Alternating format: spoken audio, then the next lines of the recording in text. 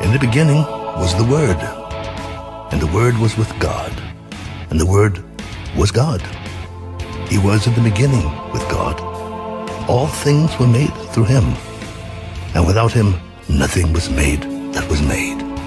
For God so loved the world that he gave his only begotten Son, that whoever believes in him should not perish, but have everlasting life. For God did not send his Son into the world to condemn the world, but that the world through him might be saved.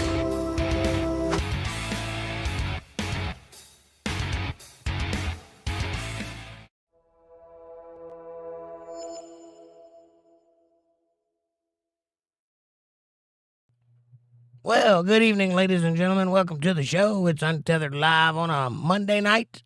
I'm your host, Jake Johnson, and tonight we're in the great book of Exodus, chapter, 35,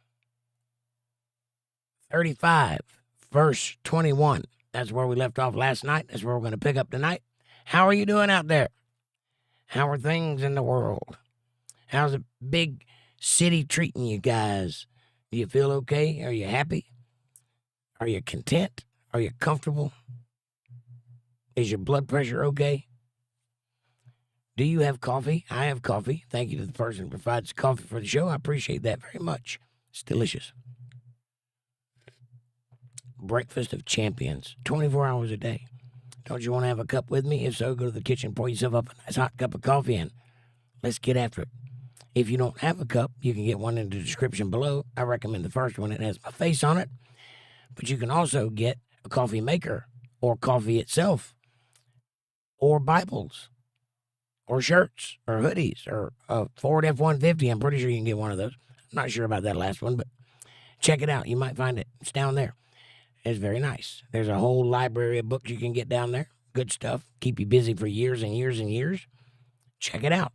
Also, like, subscribe, share, support, join, and super chats are available in the chat box if you'd like to show a little bit of love. If you want to, you can do that at CashApp $JakeJohnsonBand or PayPal.me/JakeJohnsonBand, and I greatly appreciate it, especially in times like this. So thank you very much for that. One last thing, if you'd like to hang out with us outside of the YouTubeverse, we got a place over there at Facebook.com/UntetheredLive chilling. The link is in the chat. It's a great place to share pictures, text, videos, memes, and get to know one another. There's a private chat over there that's just for us. It's not all of Facebook or YouTube. It's just us. So you can be reasonably sure you're having a private conversation between yourselves right over there. So go over there and privately chat. And there's videos over there that are updated regularly that are adjacent to or concerning the things we talk about over here. It's entertaining. It's fun. They're short. They're free. They're yours. They're free. They're entertaining and free. Did I mention that they're free? So go check it out. It's worth it. And now, back with the show. Who's first in chat? April Rain's first in chat. April, you get the gold star for being first in chat. She says, hello, everyone. I wanted to thank you all for the birthday wishes and the shout-outs, and I appreciate everybody, and I love you very much. Thank you. And I'll see you tonight when we do Bible study. Hugs and heart. Well, happy birthday belated, because you didn't show up on your birthday. I was going to sing you happy birthday, but you weren't here. But I love you, and happy birthday. I remembered you. Amanda says, here's your gold star, and hamburger helper hand, April. And hi, Untethered Live family. Good to see everybody. Hope everybody had a good day. And hi, Jake. How are you tonight? Apprehensive on pins and needles. My mustache is tingling with joy and excitement. But, it's one of those days. Tomorrow's going to be a rough day. Today, wonderful. Thank you for asking. How was your day?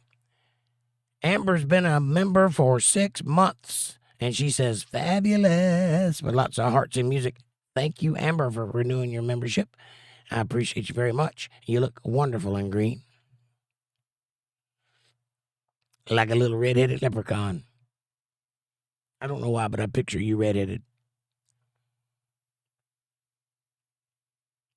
Amanda says, woohoo, congratulations, Amber. Hamburger, helper hand. April says, congratulations, Amber. Heart, love. Amy says, 1 John 1:9. If we confess our sins, he is faithful and just to forgive us our sins and to cleanse us from all unrighteousness. True. If you can't admit that you have a problem, you can't fix it. If you can't see it, you can't fix it. So you have to confess. That's the reason behind that, so that you recognize it.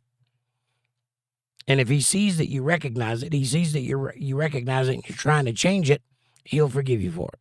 You can't con God, though. He's very smart. He sees when you are not honest. So you can't just commit a sin and then ask for forgiveness because you can get away with it. You won't. He won't forgive that. But if you're serious, if you're earnest and you've confessed, he will. And God's good like that. God's good every day, all day, every day. What it is, what's up, brother? He says, hello to all. And I hit my like button. Did you on the way in? I don't have a like button, but if I had one, I'd hit it repeatedly. Because I like you a lot. What's going on, buddy? Nice to see you. Amy says, happy birthday, April. April says, I hit my like button. Woohoo, let's go. Wave your hands and hearts and prayers. Amanda says, Amy, hamburger helper hand. And what it is, hamburger helper hand. Amy says, hi, Jake, Amanda, glitter grounds, and what it is. And April says, hi, Amy, love. Thanks so much. Hearts and smiley faces. And hello, what it is. Good to see you. Hearts and smiley faces. Amanda says, did you have a good birthday, April? Yeah, what did you do? Where were you at?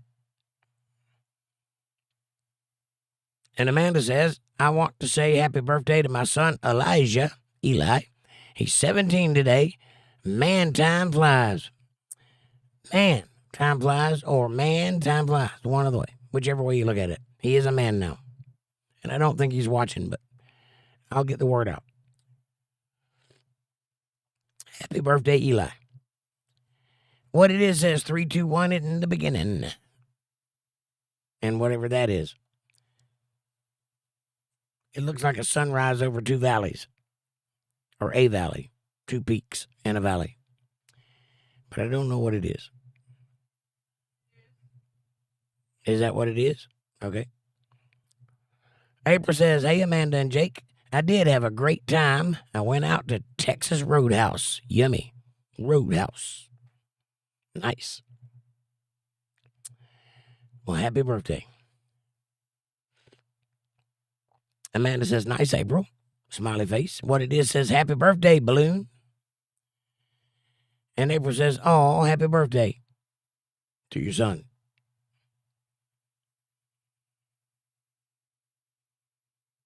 Sorry, my chat jumped. I'll be right back. Where did you go? Oh, there you are. I got it. Here's the link to the chilling page if anybody wants to check it out.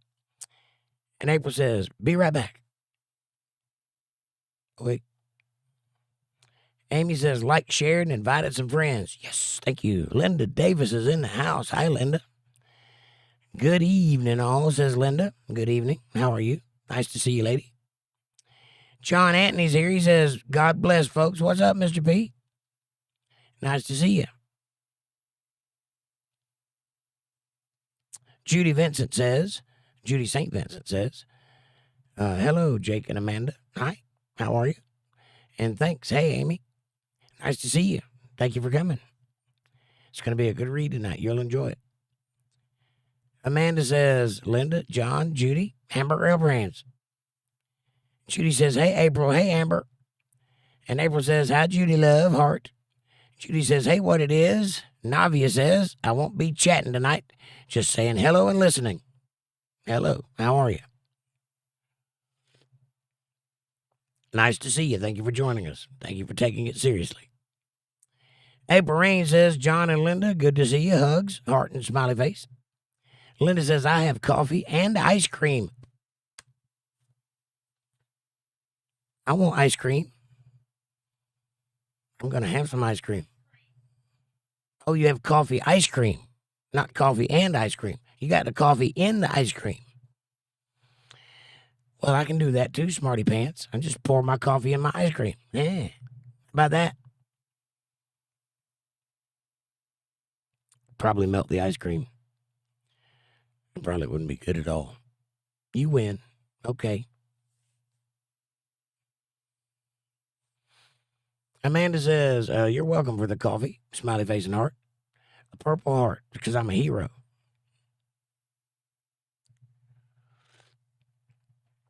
I'll be a hero coming in the edge of the night. Or however that song goes. I think that's 2 songs. Amy says, Linda, hamburger upper hand. And April says, Navia, good to see you. Smiley face and heart. Amanda says, Navia, hamburger upper hand. And Judy St. Vincent says, happy birthday, April. April says, I'm here making my dinner plate. I'll be right back. What are you having? What's for dinner? A plate? Those don't taste very good. If you put food on top of it, that might be better. And April says, thanks, Judy love, heart. John says, city is uglier by the day. Yes, it is. Feeling led to go walk about and find a new forever home and community, share the word and tend the land like Kwai Chang Kang, roaming town to town, solving crimes with your kung fu. I get you. I've had that feeling before. A simple life I believe Jesus would approve of. Well, Jesus, when asked how you should live in context with that type of thinking, he said, consider the ant. Think about the ant. One of the only animals that Jesus pointed out by name as one of his favorites. The other would be a sparrow, but in this case, the ant. And the ant toils all day long. It roams the countryside looking for whatever it's sent out to look for, leaf or rock or food or whatever it's looking for. And that's its only job. It's all it does. It doesn't go hang out. It doesn't communicate. It doesn't have girlfriends. It doesn't go to the bar. It just goes out and finds what it went for, and it brings it back. And then it goes back out again. And it does this all day long until it can't see anymore. And then it goes in and sleeps and gets up bright and early and does it again every day. So basically what Jesus is saying is be useful and stop playing so many games and go out there and live a simple life and get done what needs to be done and then rest. So he does like that. And I approve also. I've had this feeling before. I've done this thing. I've picked up and moved to a different state and started all over again. No word, just gone. New person. I've done that many times in my life, more than I care to admit. So if that's what you choose to do, however far you take it, I think it's a good thing, and I think it's a refreshing thing for you. And you are who you have to consider right now. How old are you? You don't need to worry about anybody else right now but you. If you can't fix number one, you can't fix anything else. So you handle that, and when you're comfortable and happy, you'll be good for someone else. I'm proud of you. Amy says, coffee ice cream. I haven't had that in ages, Linda. Sounds good. I think they call it mocha or cocoa or something like that. Amy says, Mr. P, hamburger upper hand. Judy says, hey, John. Hey, Navia. And John says, good evening, ladies and gents. Tip of the hat to you, sir. Amanda says, my day was busy and good. Thanks. Excellent. I love it. I love a busy, good day. My day was busy. April says, Jake hugs. I love you true. Heart and smiley faces and a kissy face. Oh, I love you true too. And Judy says, hey, Linda. And Debbie says, hamburger upper hand. Debbie, what's up, darling? How are you? Amanda says, Debbie. Smiley face and hamburger upper hand. April says, hi, Debbie love, heart. And Judy says, hey, Debbie. April says, amen, prayers. And Judy says, hey, Debbie. And Amanda says he absolutely would not pour his coffee in his ice cream. He don't like mixing things. LOL. True.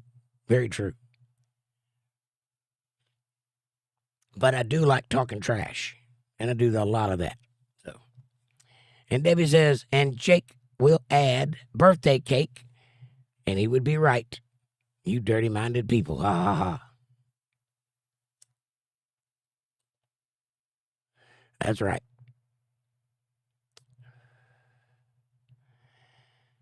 And April says, LOL, Jake. I'm making me a salad and having some peach pie after. Peach pie.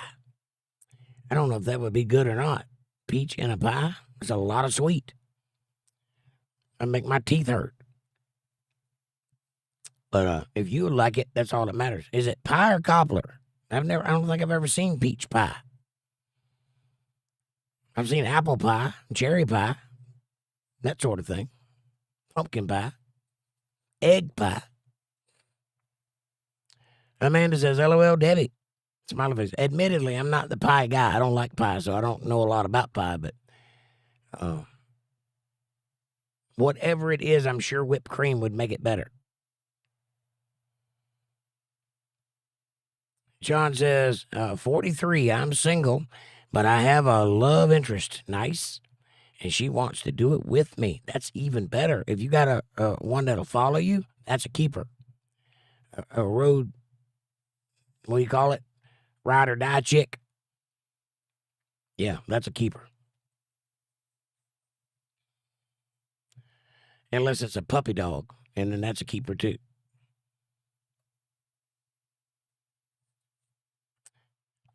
April says, either peach pie or having a piece of my birthday cake. It was delicious, by the way. Strawberry shortcake, whipped cream, OMG. It's so good. Sounds good. And John says, she thinks we both benefit. I think you would too. And not only would you benefit, but you would have an adventure. You'd have fun, and you don't know what's coming next, and it would be an adventure, which is something all people in their 40s need to do. Pardon me? Yeah, I think most people get bogged down with life and forget to take adventures. Adventures give you a lot. They give you culture, for one thing. Being traveled gives you culture. It makes you experience other people and other ways of life and other avenues of living. It's worth doing. I think you'll have a good time. Amanda says, that's awesome, John. Congratulations. April says, awesome, John. Go for it. Smiley face and thumbs up. John says, I guess I'm not single then. She is a girlfriend. I never liked using the word girlfriend. My grandmother always said, if you're not married, that makes her something else, if you catch the meaning. Not true. If you love that person and you have no desire to be with anyone else and she feels the same way, you are married in God's eyes. Commitment is the key. You don't have to have a civil piece of paper that is a civil title that means that she can access your bank account and sign your insurance papers. You don't have to have that to be married. All you have to do is be committed, and you are married. It is recognized in the eyes of God. But I do get your meaning, and in some cases that might be true. I don't think it is in yours, though. Amanda says, peach pie is yummy. Well, I'll take your word for it. I haven't had it, but I'll take your word for it. Amanda said that. Did I say Amanda? I'm losing my brain. Amber says, hamburger upper hand and a surprised smiley face. Or a heart that is surprised to see a hamburger upper hand. Amy says, break is over. Going into lurker mode. I hear you. My break is never beginning. I haven't had one of those in a while. I might be getting one soon, though.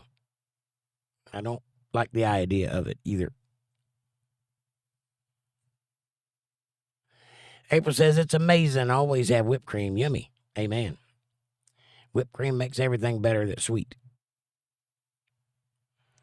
And April says, LOL, Amy. Okay, love, heart. Amber says, yay, happiest of birthdays, and many, many more. Smiley faces and whatever that thing is, a demonic smiley face with horns, whatever, and whiskers, and stars, and smiley faces with herpes and prayers, and a mystery heart. April says, thanks, Amber, lovely, heart, smiley face, a hearty smiley face. Amber says, no need to get the government involved. I agree. When I was younger, I fancied marriage. I romanticized it. I wanted to be married. I thought that made me complete. It doesn't. It causes problems. The chances of you marrying someone that's going to last your lifetime is not impossible, but slim to none. You got about 80% chance you're going to fail in divorce. There's only about a 20% chance you'll actually make it. So I really think focusing on the commitment part is more important than focusing on the marrying part, in my opinion. Now, you might disagree with me, and that's fine.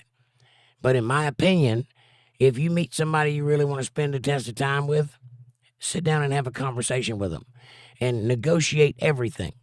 Talk about everything. Lay all your needs out on the table. This is what I need. This is how I need to be treated. This is what I expect. This is what I want. This is what I desire. This is what has to happen. And this is what I don't want. And put all of your dislikes on the table and negotiate them all.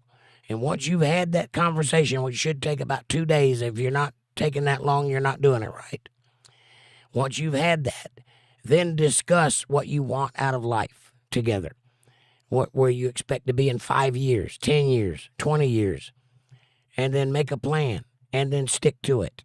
And if you do that, you're married. That's as married as you're ever going to be. And also, don't forget to involve God first in everything you do. If you do that, you are married. Angela Ashkins is here. She says, hello, all. I'm much better. God's got me. I just have to hold on to that promise. Amen, sister. God does have you, whether you know that or not, or whether you believe it or not. He does. And he loves you, and you're doing fine. And thank you for being here. Amanda says, help her hand, Angela.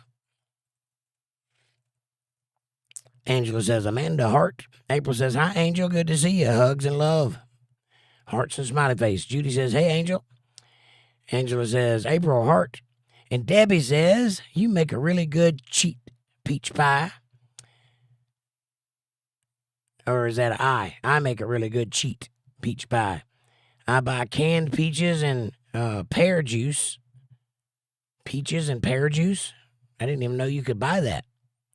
And add instant tapioca pearls to thicken the juice.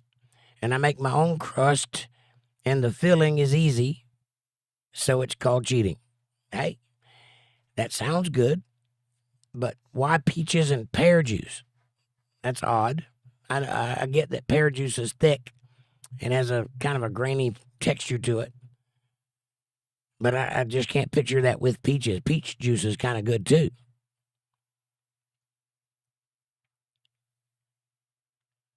I don't know, but sounds delicious. Angela says, Judy, heart. And Debbie says, because I didn't actually cook the filling. All right. But what do you make the crust out of? I would use graham crackers. I like the taste of graham crackers. I know some people think that's sacrilegious. You got to have pie crust. No, I like graham cracker. I think it's better. It tastes like sand. Not if you do it right. Amanda says, LOL, Debbie, right? Smiley face. John says, I like that, Jake. Thank you. John says, as long as she and I are looking out for each other to our best ability is what matters. That is what matters. If you put her first in your life, and if you consider her needs, who else does she have? What else would she want? You're married. Enjoy life. Go out and adventure. Go out and conquer the world together. And if you really want to, nail down the whole thing without getting married, just go have her name changed. It costs about, what, $10, something like that? It ain't much. $20. And then who's going to ever question it?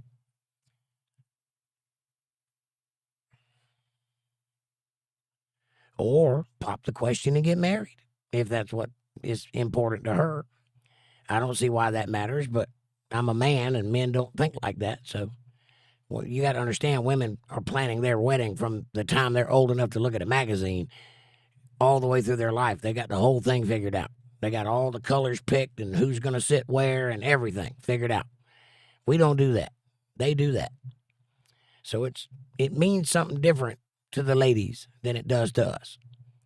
I don't know if it's important or not. I just know what I think to be true, and I think that what's more important is being committed.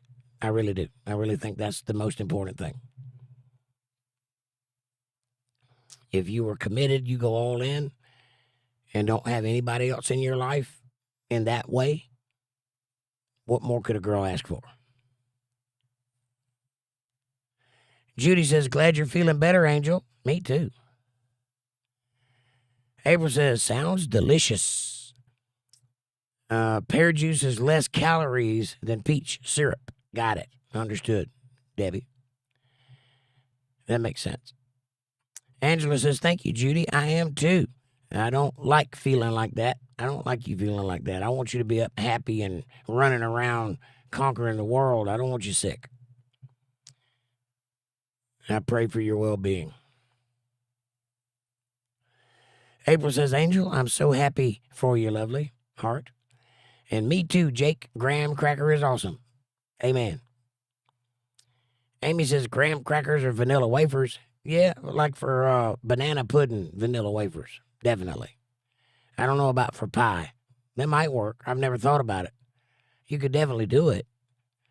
I think the graham cracker sets off a pie because it pairs so nicely with whipped cream and sweetness.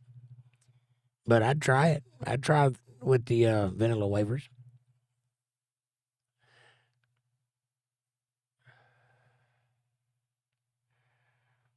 Amber says, I've never wedding planned and I refuse to have one both times. Well, I stand corrected. I don't know anything about women. Sorry.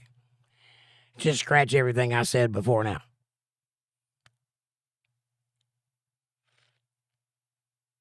April says, I never wedding planned either. You a flatline cur dog. I've watched you wedding plan. Don't tell me. What it is says, I like a good old cottage cheese pie. Good. You just don't forget nothing, do you, what it is? Amanda says, ew, what it is? Blech. Amber says, same as Sweet 16. I left the party. I honestly don't like the dramatics of it. Well, I assure you, they've made movies about it. It's a thing. Angela says, I have no clue what is about to happen, April, or even exactly when. I just know how things are going to completely change, and I'll be on my own. Not even my dog. And she's a traitor, LOL. Oh, no. Well, I have one idea of what's about to happen, Angela, and if you'll listen to me and trust me on this, I will earn my worth as a pastor that you call yours. God is in your life, and he will not let you fall. You're going to have to do things different. You're going to have to make changes and be out of your comfort zone, and it's not going to be easy, but God will not let your head go underwater. He's got you, and I promise you that. And if you'll trust in that, there's nothing you can't handle. Just take it a day at the time. Don't worry about tomorrow, worry about today. Don't worry about yesterday, worry about today. And that's enough. It's enough to worry about. Just today. And one day, when you wake up tomorrow, worry about today. And you'll get there, I promise. And you can get another dog.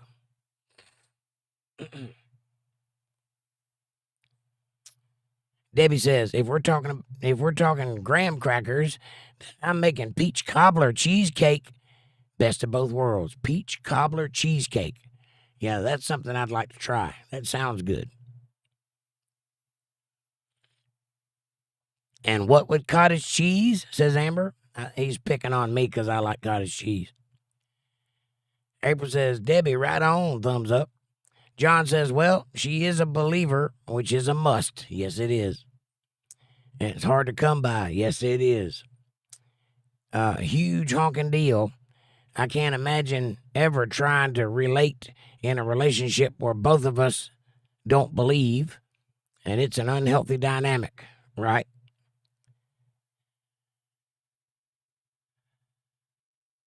Yeah, well, putting God first is the most important thing in your life. It really is. Most people don't put enough emphasis on that because it's in the background and where religion usually stays.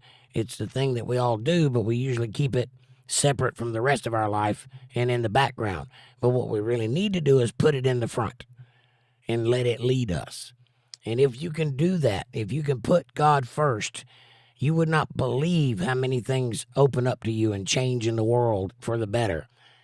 And how many opportunities come your way and doors open. And it really does make a change for the better. But it's also very hard to do because you're putting yourself out there, you know. And if you're wrong, then you look silly. And you don't want that. But you're not wrong. God is great. And if you put him first, he will make all things possible. And I think you got the right idea. Amanda says, nice, Debbie. April says, nope, I haven't. Maybe for other people, but not me. Okay. Amanda says, April, you were just talking about planning a wedding about 2 years old. 2 years ago. It happens. April says, amen, Jake. Well said. Thank you, ma'am. Linda says, I'm still missing my husband and feel guilty about going out. I guess after 30 years, it's going to take some time. It will. I have my kids and grandkids to keep me busy for now, I guess. Well, listen, that guilty feeling you have is because you're a good and honest woman. And you should feel guilty because it's a bad thing. But here's the thing. You can't fix the situation that has come about for whatever reason, whoever fault it is. You can't fix that. It's broken. So the only thing you can do is ask for forgiveness and move forward. And you should not be alone. And you should not be, solitary. You should not have to suffer the rest of your life because something didn't work out. You gave it a shot. You tried. You did your best. And it failed. These things happen. Ask God to forgive you and move on.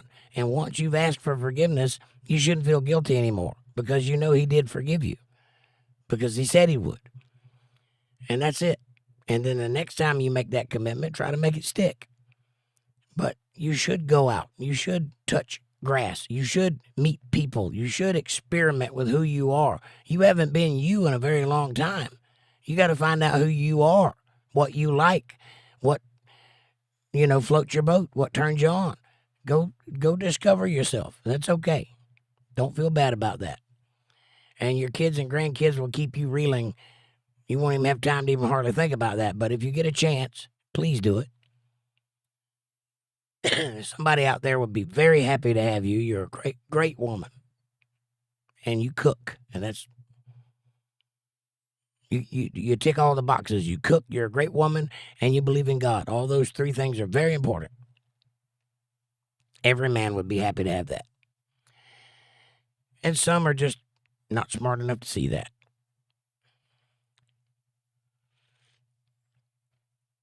Amber says, oh, like cottage cheese with fruit. Yeah. Mm-hmm. Peaches, actually. I like cottage cheese with peaches or pineapples. Amanda says, you'll get there when you're ready, Linda. Smiley face. Angela says, me too. Peach cobbler cheesecake. I've never had peach cobbler cheesecake. What am I missing out on? Sounds delicious.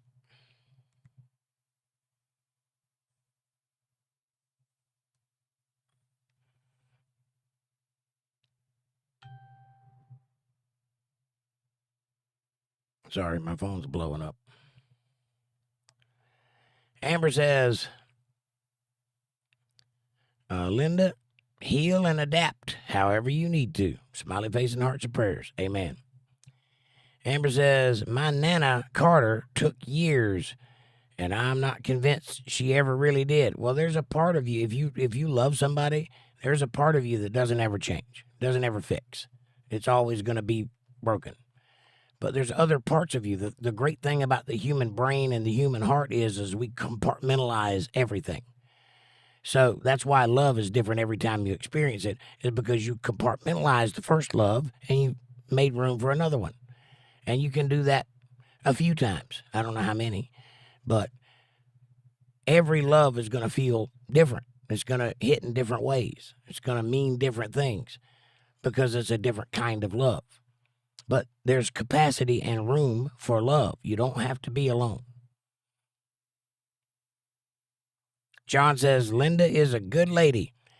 You all good ladies who deserve someone who is good to you and loves you, and I hope you find that. Me too. Well said, John.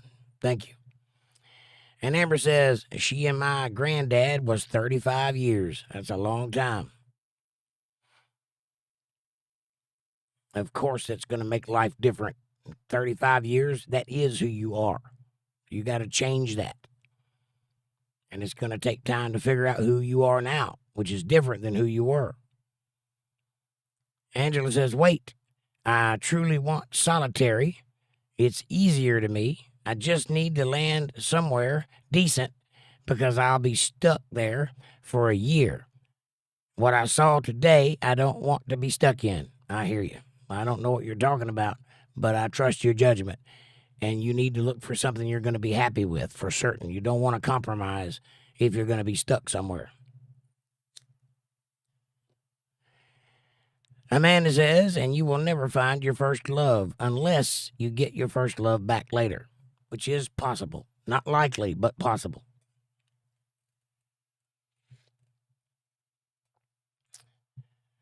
Angela says, there was no place for a bed or a couch. Yeah, that's not good. You don't want to be cramped up. Amanda says, good luck, Angela. Well, we're all praying for you that you get landed where you need to be. And whatever comes your way, I'm sure you'll make it. But don't compromise. Look for what you need and settle for what comes your way. But make sure you get what you need. All right. It is 9:09, and it's about time to get started, so let's get after it, shall we? If you got your Bibles handy, crack them open to that great book of Exodus, chapter 35, verse 21, and let's go down.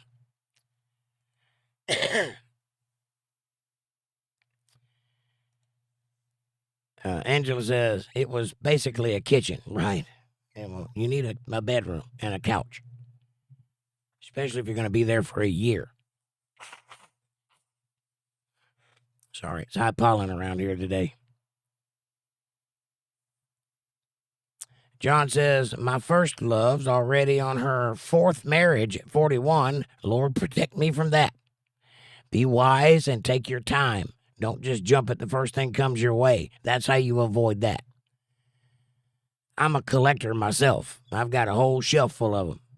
And I can tell you, it's because I romanticized marriage and I thought at that moment that that's what I needed, but I didn't take the time to make sure it was right.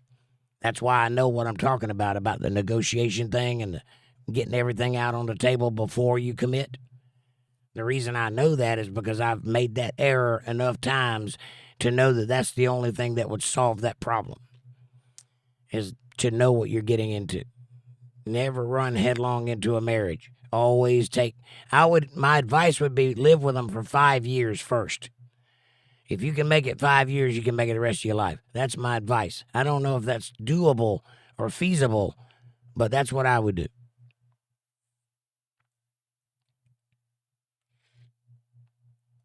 Angela says, thank you, Amanda Hart. And Judy says, wow, John. And April says, wow. All right, let me lock off this chat so I can get back. Marrying too young could mess you up in a lot of ways. Yes, it can. Too young and too inexperienced. You need to marry young because that's where life is in the youth. But you need to be wiser. There's a lot of kids that don't take the time to learn what they need to know before they jump into it. I wish there was an easier way to fix that, but there really isn't. Unfortunately, being young is where life is and also where inexperience and immaturity is. You can't have both of those in the same package. So you got to figure out a way around that. Probably would be to just sow your royal oats young and then settle down and make a commitment. But I don't know that people can do that these days. It's a whole different world out there. All right, here we go. Chapter 35, verse 21, and it reads, and they came, every one whose heart stirred him up, and every one whom his spirit made willing, and they brought the Lord's offerings to the work of the tabernacle of the congregation for all of his service and for the holy garments. What we're talking about now is the giving from yourself to the church to build something greater than yourself for everyone in your community. That's what we're talking about, because churches are just buildings. or just spaces like this space on the internet. This little carve out that we have here is just a space. It has no power. The power is where two or more are gathered in the name of Christ. That's the power. And that's what we do at church. How you have a church? Well, you build one. Well, who does that? Well, whoever can. Ideally, the pastor builds a church and people come to it. But if you're a community set on having a church, the community builds the church by offering to it, by giving to it willingly of your own free will and of your heart. Wherever God stirs your spirit, if he tells you to give, you should give. If you feel that urge, you should do it. And that's how they built the tabernacle, and that's the way God prescribes it to be done. And if you do it that way, he will be there. And they came, both men and women, as many as were willing-hearted, and brought bracelets and earrings and rings and tablets, all jewels of gold. Every man that offered an offering of gold unto the Lord, which is lovely. And every man with whom was found blue and purple and scarlet and fine linen and goat's hair and red skins of ram and badger's skins brought them too. Every one that did offer an offering of silver and brass brought the Lord's offering. And every man with whom was found shittim wood or cypress wood for any work of the service brought it. And all the women that were wise-hearted did spin with their hands. They made wool and cotton and things like that. Spin like with a wheel. And brought that which they had spun, both of blue and of purple and of scarlet and of fine linen. And all the women whose heart stirred them up in wisdom spun goat's hair. They had to be stirred up because it's tough stuff to spin. And the rulers brought onyx stones and stones to be set for the ephod, the breastplate, and the vest, and for the breastplate, and spice and oil for the light, and anointing oil, which is the oil we talked about last night, and for the sweet incense. And the children of Israel brought a willing offering unto the Lord, every man and woman whose heart made them willing to bring for all manner of work, which the Lord had commanded to be made by the hand of Moses. Now, notice how many times the word willing and heart is mentioned in what we just read. A few. Because it's important, and he's trying to illustrate the reason behind giving to the church. This can be applied to tithing. It can be applied to love offerings or gifts or peace offerings or whatever it is you want to give to the church or do for the church. It is whoever is willing and whose heart is into it. That's who gives. If God puts it on your heart to give, you should right then. And give good because the church requires it. That's what makes it better. That's what makes it last into the future for everyone. And then, here's the kicker. When you give to the church, you have part ownership in the church because it's yours, because you helped build it. And it's something you can be proud of and be a part of and build from and cater to and make part of the community. And you become a pillar of that community. That's how this works. And Moses said unto the children of Israel, See, the Lord hath called by name Bezaleel, the son of Uri, the son of Hur, of the tribe of Judah, and he hath filled him with the Spirit of God, in wisdom and in understanding and in knowledge, and in all manner of workmanship, and to devise curious works, to work in gold and in silver and in brass, and in cutting of stones, to set them and in carvings of wood, to make any manner of cunning work. He has loaded this guy up with the knowledge and understanding of how to do all of these cool things that we're going to do to this tabernacle. It is going to be gorgeous when he's done with it. And he has put in his heart that he may teach, both he and Aholiab, the son of Ahisamach of the tribe of Dan, So he's going to teach these two boys how to do the same thing. So they're apprenticing under him to learn what God taught him.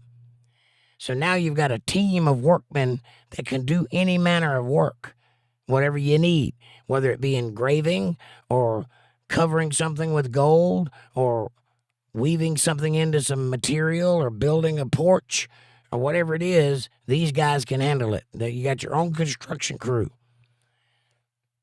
Them hath he filled with wisdom of heart to work all manner of work, of the engraver, of the cunning workman, of the embroiderer, in blue and in purple and in scarlet and in fine linen, and of the weaver, even of them that do any work, of those that devise cunning works.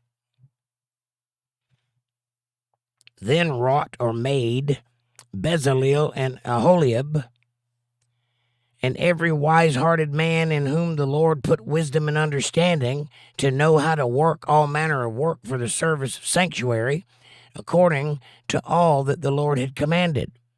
And he did. He commanded this whole thing to be constructed, and they all pitched in and built it.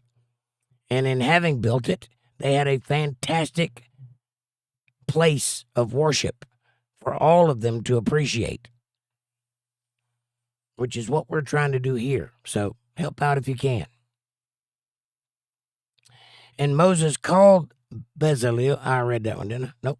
Moses called Bezaleel and Aholiab and every wise-hearted man in whose heart the Lord had put wisdom, even every one whose heart stirred him up to come up unto the work to do it. And they received of Moses all the offerings which the children of Israel had brought for the work of the service of the sanctuary, to make it withal. And they brought yet unto them free offerings every morning. So how often should you give to the church? Well, in this case, every morning. And they did it freely and didn't complain about it. They wanted to, because they wanted the end product to be spectacular, and it was. In other situations, once a week, once a month, once a year, whatever it is, whatever is needed, if you're of a means to do, you should do. That's what a tithe is. It is giving of your first fruits for the sake of God, for the glory of God, for the service of God. And the church uses that to have a church. That's how that works. Never listen to those people that try to twist the word of God to guilt you into giving them specific money. That's not the way it works. I'm not Joel Osteen or T.D. Jakes or Mike Murdoch. Those guys are Kenneth Copeland. Those guys will rob you blind and will sell you nothing. You'll get nothing for your money. You're not even part of their community, because when they're done, they'll pick up and move on to the next town and leave you there. They don't care about you. They care about your money. I care about you. The money just helps me survive so that I can keep caring about you. And if you think I'm lying about that, ask anybody who's had contact with me if I care about you, and they'll tell you. The work of God speaks for itself.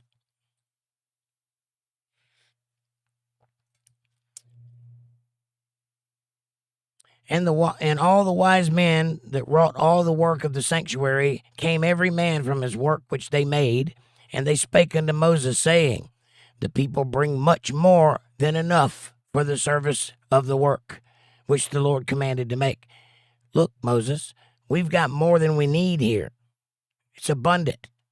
There's more here than what we need to make what you ask for. And Moses gave commandment. So what do you do with the overflow if there's too much? And they caused it to be proclaimed throughout the camp, saying, let neither man nor woman make any more work of the offerings of the sanctuary. So the people were restrained from bringing.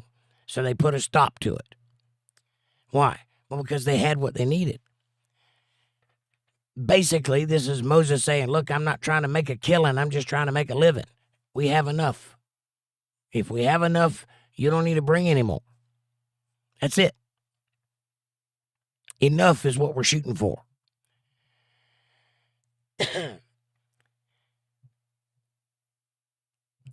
for the stuff they had was sufficient for all the work to make it, and too much. They went overboard a little bit, but that's just the zeal of every person involved. They really wanted to help, so they did. Every wise-hearted man among them that wrought the work of the tabernacle made 10 curtains of fine twined linen, and blue and purple and scarlet, with cherubims of cunning work made he them. So these curtains had little angels sewed into them by embroidery, which was fantastically beautiful as they showed up.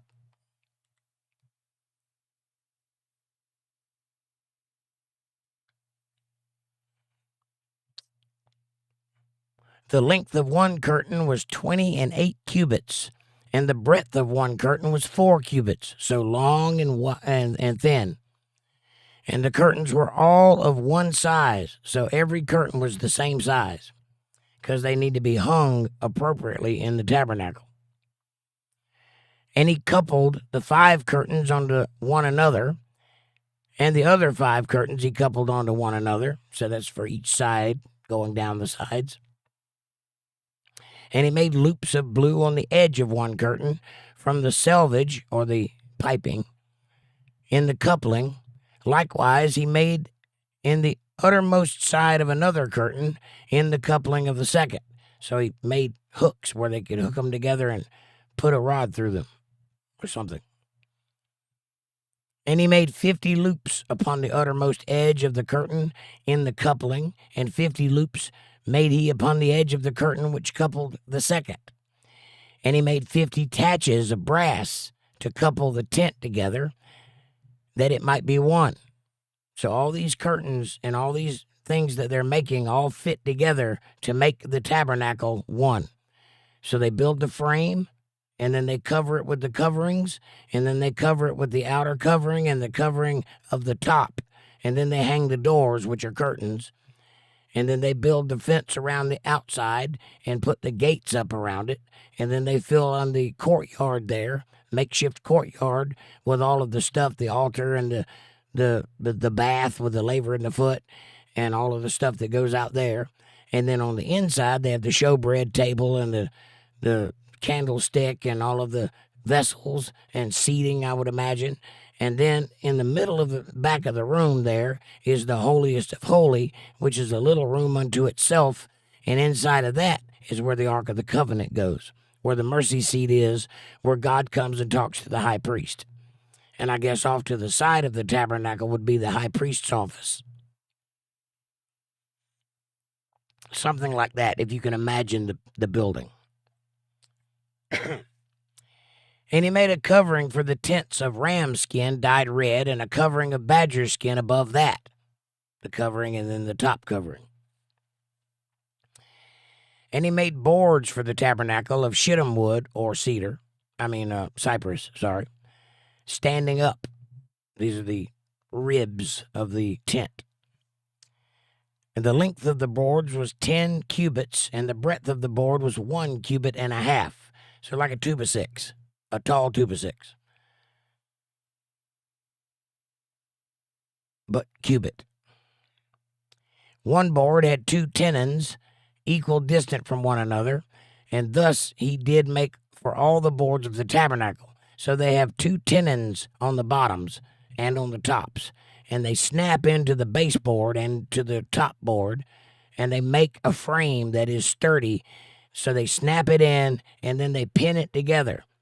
Keep in mind that this entire structure can be taken down and moved in a caravan, and each piece goes together like a jigsaw puzzle. And they put it all together, and they can put it up and tear it down and put it back up again the same way, because it goes up and comes down in order, right? I don't know if they did it or not, but I would imagine each piece was numbered, and they put it together in order like an IKEA. Something or other. One board had two. I read that one. And thus did all the boards of the tabernacle. And he made boards for the tabernacle, 20 boards for the south side southward, and 40 sockets of silver he made under the 20 boards, and 2 sockets under one board for his 2 tenons and 2 sockets under another board for his 2 tenons. So these sockets are what the boards snap into and then snap into the baseboard beneath it. And for the other side of the tabernacle, which is towards the north corner, he made 20 boards, and there are 40 sockets of silver, 2 sockets under one board and 2 sockets under another board.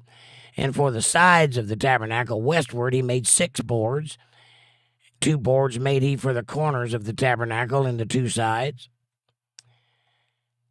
And they were coupled beneath and coupled together at the head thereof, to one ring. Thus he did to both of them in both corners. So there's a loop that puts all the corners together, a ring, and the corners are pinned together kind of like the way we make corners in carpentry today, with the board this way and the board this way, and then you tie it into the 2x4 this way, and it makes a sturdy corner, kind of like that, and then a ring around the top and the bottom. So it's a strong structure when they're done with it. It's like a building, but made of cloth. Imagine that, a house made of cloth.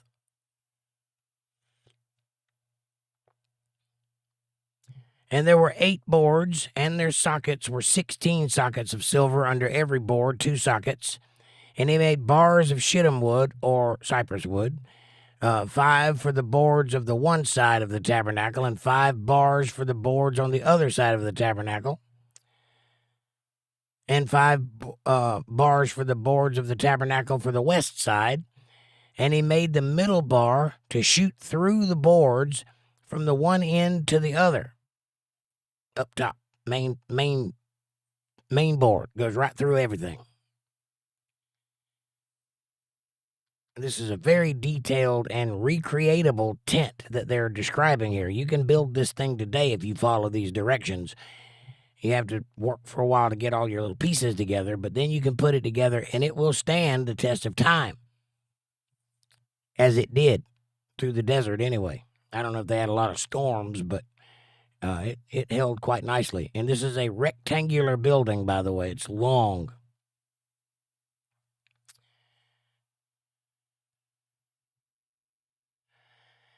And he overlaid the boards with gold, and made their rings of gold to be placed for the bars, and overlaid the bars with gold. A lot of gold in this building, and brass and silver. And he made a veil of blue and purple and scarlet and fine twined linen, with cherubims made he it of cunning work, sewn into the material, little angels. And these veils are the doorways to the Ark of the Covenant and to the entrance of the building. Like I don't know, have you ever seen a fancy hookah shop that has a door that you just slide up as beads or something? It's like that, but with cloth. And these are very thick curtains, by the way. It would take strong men to move them. They're very heavy, very, very lush material. I think one recreation I saw that the doors were like 180 pounds each or something like that.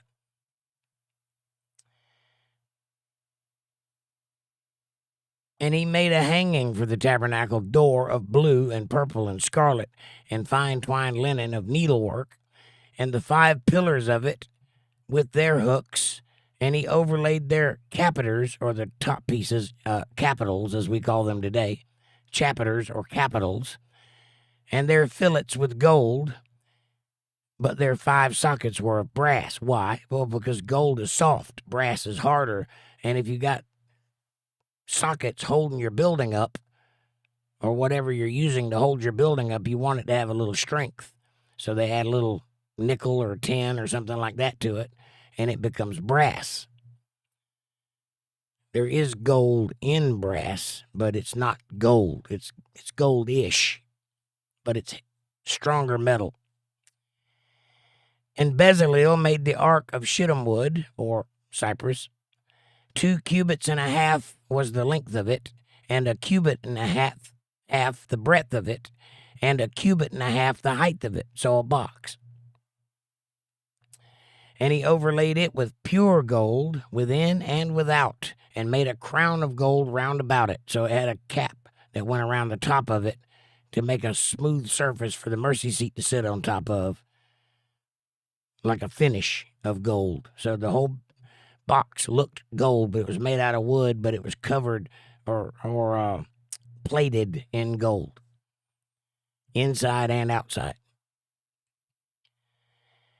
And he cast for it 4 rings of gold to be set by the 4 corners of it, even 2 rings upon the one side and 2 rings upon the other side of it. And he made staves of shittim wood and overlaid them with gold. And he put the staves into the rings by the sides of the ark to bear it, to pick it up. So there's a man in front and a man in back, and they both pick up the ark and carry it with these sticks. Keep in mind, unless you're a Levite, you cannot touch the Ark of the Covenant, and I'm sure that includes the staves, or you will die if you touch it. Only the Levites can bear the Ark of the Covenant.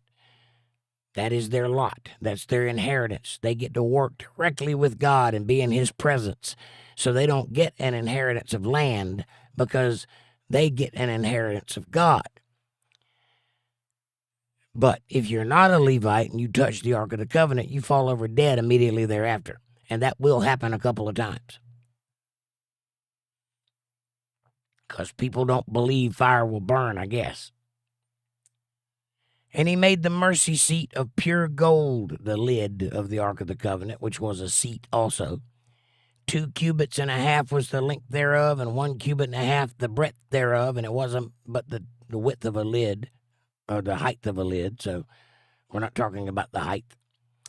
He made 2 cherubims of gold. A cherubim is a type of angel, and those particular types of angels have wings. They actually have, if I remember correctly, they have 4 sets of wings, 2 on the top and 2 on the bottom.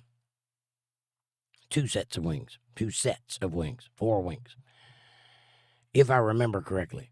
These particular cherubim are set up like the back of a seat.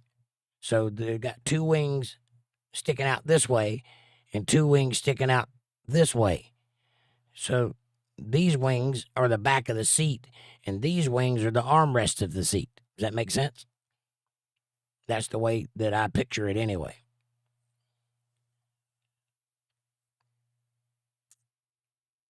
And he made 2 cherubims of gold, beaten out of 1 piece of the gold he made them, and on the 2 ends of the mercy seat. So there's 1 on each end of the mercy seat, forming the back and sides of the seat part of the seat. Now, picture this. He's making an angel out of 1 solid piece of gold. So it's not a beaten work. It's not a carving that was then covered with gold. He made the entire angel out of gold. So that's a lot of gold, a big chunk of gold on the top of this seat. You know, when you cover something with gold, you can beat it as thin as tinfoil or even thinner, like metal flake thin, like super, super thin. Like if you touch it, it'll break, that thin, to cover something with gold. It does not need to be thick. But if you're making something that is as robust as a seat out of pure gold, that's a lot of gold in 1 spot. This thing must have been worth millions. I don't know. 1 cherub on the end of this side and another cherub on the other end of that side. Out of the mercy seat made he the 2 cherubims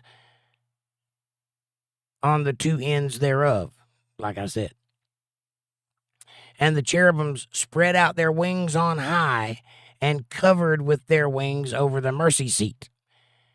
Another way to picture would be like the wings touching like this over the top of the seat. Could be like that. Now, with their faces one to another, so the angels are facing each other, so their wings would be protruding in front of them, or one this way and one this way, right?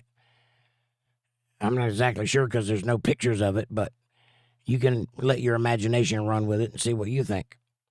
But they're facing each other, these 2 angels, on the top of this seat. Even to the mercy seat, seatward, were the faces of the angels. So they're kind of looking at each other, but down at the seat. If that makes any sense.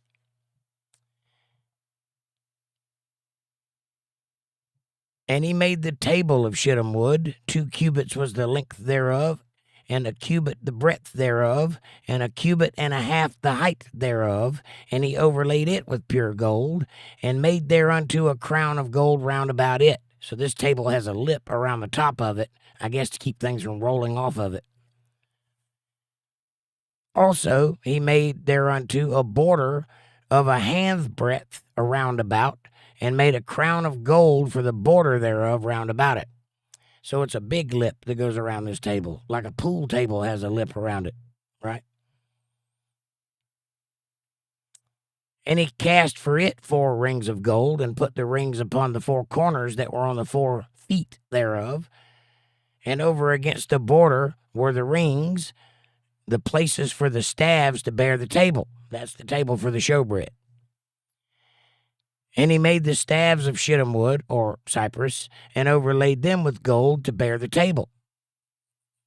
And he made the vessels which were upon the table, his dishes and his spoons and his bowls and his coverings, to cover withal of pure gold. So gold Tupperware he put on top of the table. They all have lids and fit one inside the other, I would imagine. Tupperware, that's what he made, with gold. And then he made the candlestick of pure gold, the old menorah. Menorah is a 7-branched candle, 1 in the middle and 3 on each side. The 1 in the middle symbolizes Christ, and the 3 on each side, something else. I guess 3 witnesses, I don't know. I heard somebody say it, but there you go. Made the candlestick of beaten work. He made the candlestick, his shaft and his branches and his bowls and his knops and his flowers were the same, of pure gold. His 6 branches going out of the side thereof, and 3 branches of the candlestick out of the one side, and 3 branches out of the candlestick on the other side. So 1 candle and 3 branches on each side of candles. That's a menorah. Out of the other side thereof, 3 bowls made after the fashion of almonds in one branch, a knop and a flower, and 3 bowls made like almonds in the other branch, a knop and a flower. So throughout the 6 branches going out of the candlestick. So if you don't know what a knop is, I'm not going to tell you. And in the candlestick were 4 bowls made like almonds, his knop and his flowers, and a knop under 2 branches of the same, and a knop under 2 branches of the same, and a knop under 2 branches of the same, according to 6 branches going out of it. So what a knop is a little notch. You got the candlestick going up like that in a curve, and there's a little knot there that looks like an almond. That's a knop. And at the top of it, there's a little flower that holds a candlestick. The little petals you can pinch together and make it hold the candlestick. And then you have a covering to snuff it out, a snuffer, which is called something, I think it's called a snuff, actually. Can't remember now. So all of that for a candlestick. It's a very elaborate candlestick. And also there's lamps, not just candlesticks, but a lamp too. So I'm guessing you can hook those lamps onto the candlestick some kind of way, or take them off and move around the building with it. I don't know. Their knops and their branches were of the same. All of it was 1 beaten work of pure gold. Very, very valuable candlestick. And he made his 7 lamps and his snuffers and his snuff dishes of pure gold. So when you get done snuffing, you got to have a place to put the snuff. You put that snuff in a snuff dish. And it's made of gold. Of a talent of pure gold, he made it, and all the vessels thereof. And I forget what a talent was, but it's something like 170 pounds, something like that. I don't remember exactly. But a talent is a lot of gold, and I'm sure Amanda will put it in the chat. But that's a big amount of gold for a candlestick. It stands about as tall as a person and stands out broad like that. And that's in the middle of the room. This first thing you see when you walk in is that big shiny candlestick and a table full of bread and other edibles like trail mix and little crackers, things like that. That's what you put on a showbread table. Little eatables, a little cheese. It's a charcuterie board with legs is what it is. God's charcuterie board. That's what the showbread table is. And he made the incense altar of shittim wood. The length of it was a cubit, and the breadth of it was a cubit, a little box. It was 4 square, a box. And 2 cubits was the height of it, and the horns thereof were of the same. So 2 cubits horns. So the box and then horns that are the same height as the box. And inside of the horns is where you burn the incense. And the altar looked kind of the same way outside to where you made the burnt offering. And he overlaid it with pure gold, both the top of it and the sides thereof round about, and the horns of it. Also he made unto it a crown of gold round about. And he made 2 rings of gold for it under the crown thereof, by the 2 corners of it, upon the 2 sides thereof, to be places for staves to bear it withal. So that's 2, 4, 6 men toting things. 2, 4, 6, 8 men toting things on sticks. 2 men per thing. 2 men for the table, 2 men for the Ark of the Covenant, 2 men for the incense burner, carrying it on sticks. Anything of any size, they would carry it with sticks.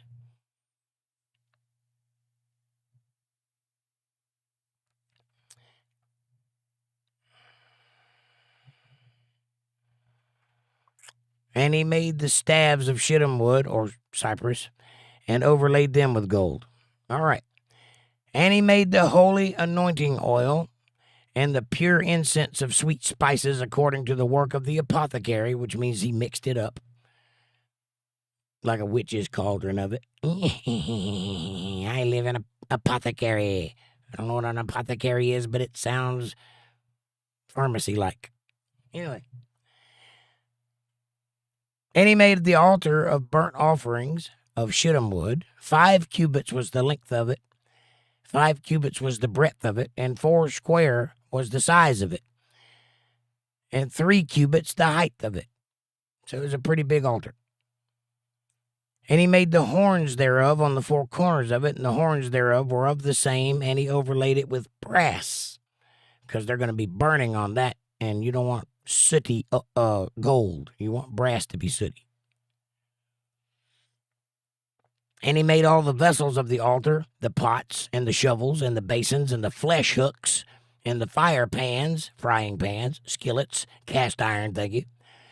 All the vessels thereof he made of brass. Well, shoot. I suppose you can cook on brass, but I bet the cast iron cooks better.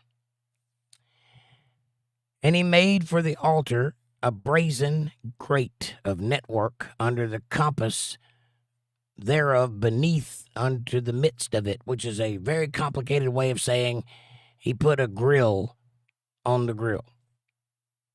The grate, that's what they're calling a network. And if you've ever seen a grill, all right, you pick the grate up, and underneath where the charcoal goes, underneath that is a platform of a grill that's usually some kind of wire mesh on legs, and then the soot falls beneath that onto the ground of the grill, and there's a door there where you can open up, and the soot will fall out into another pan so that you can remove the ashes and keep burning charcoal, right?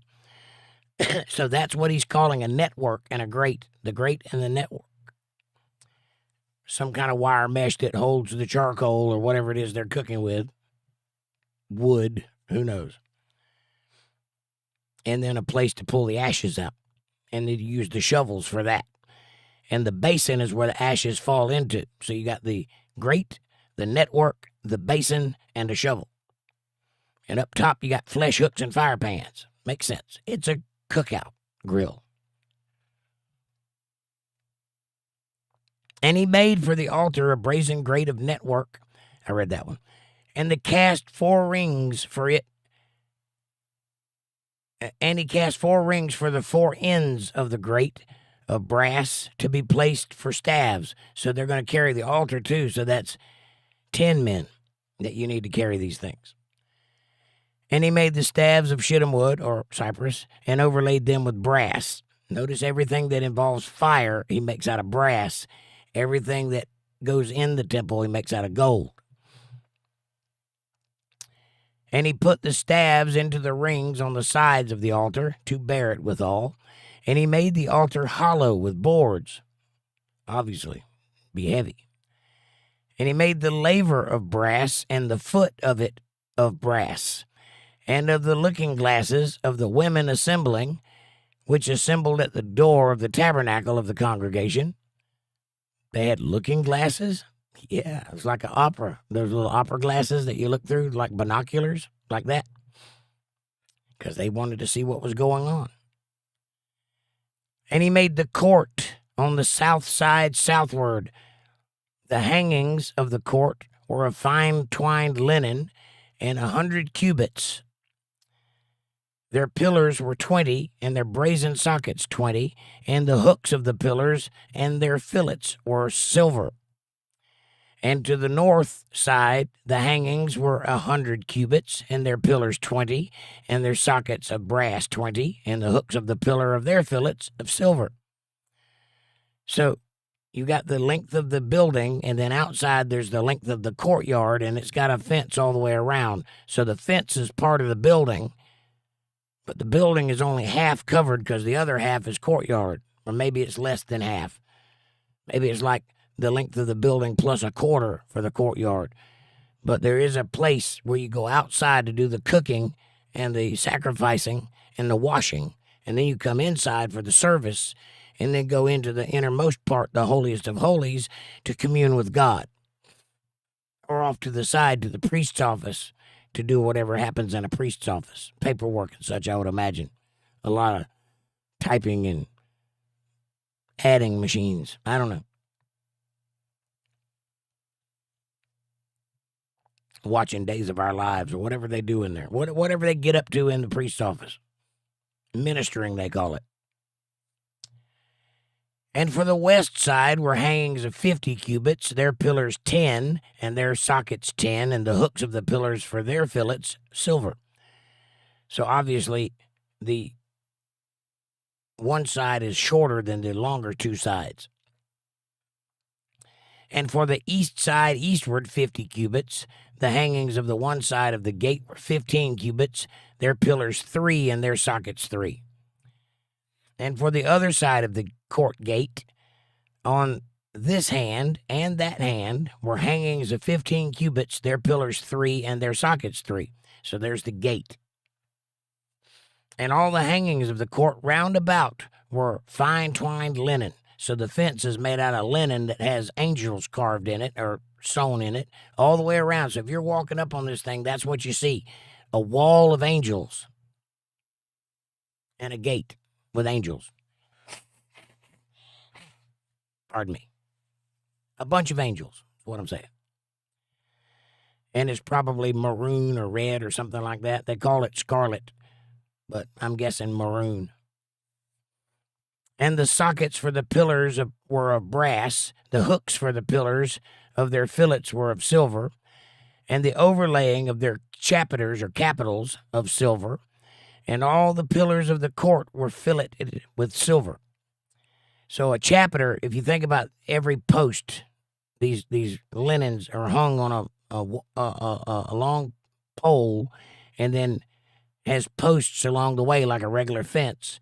And at the top of that fence is a cap that caps the whole thing together and locks it in place. And that's called a chapiter. And that holds the two posts going that way, and the post going down locks it in place. And probably has a pin in it or something.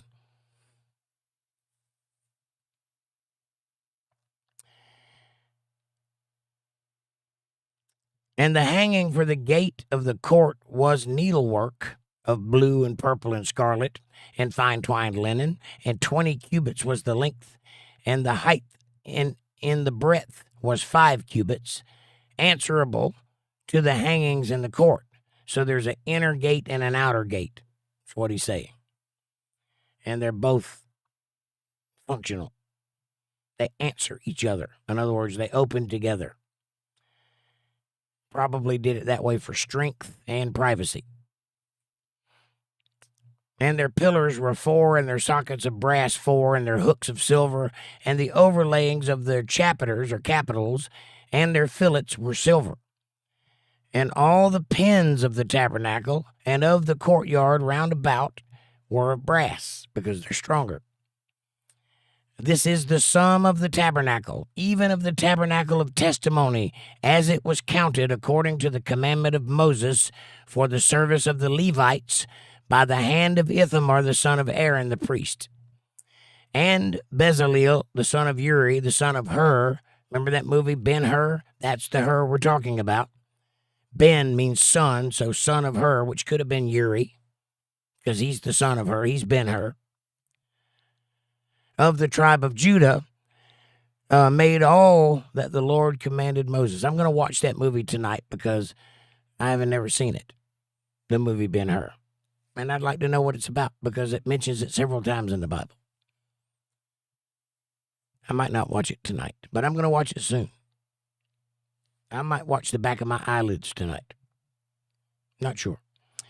And with him, we're giving credit to everybody now. And with him was Aholiab and Ahishamach of the tribe of Dan, an engraver and a cunning workman, and an embroiderer in blue and in purple and in scarlet and fine linen. Note to self, they did not start out that way. They were made that way by God, and now they have a craft, a skill. They went to a trade school and learned. And now they can make a good living while everybody else is panning for pennies. Basically, I'm telling you to go learn to weld if you want to make money. And you will make lots of money. Or plumbing. Plumbing is a good one. Or roofing. Go learn a trade, boys. Some girls. You're not going to like it, but you might. All the gold that was occupied for the work and all the work of the holy place, even the gold of the offering, was 29 talents. And 730 shekels after the shekel of the sanctuary, which is a pure shekel. That's a lot of gold. 29 talents. That's several tons of gold. I really don't know how much it is. I'm just guessing. How much is a shekel? A talent. 75 pounds? So what's 75 times 29?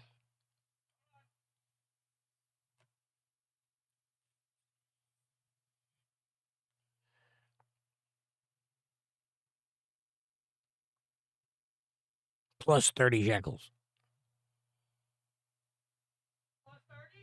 Plus 30 shekels.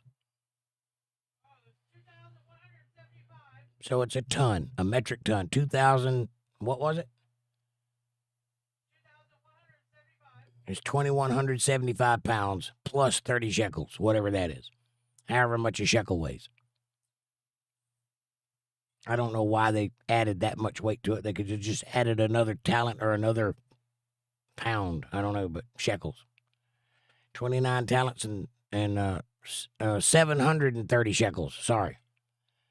730 shekels. Must not be a talent. So I call it a half a talent. So 2,176 talents.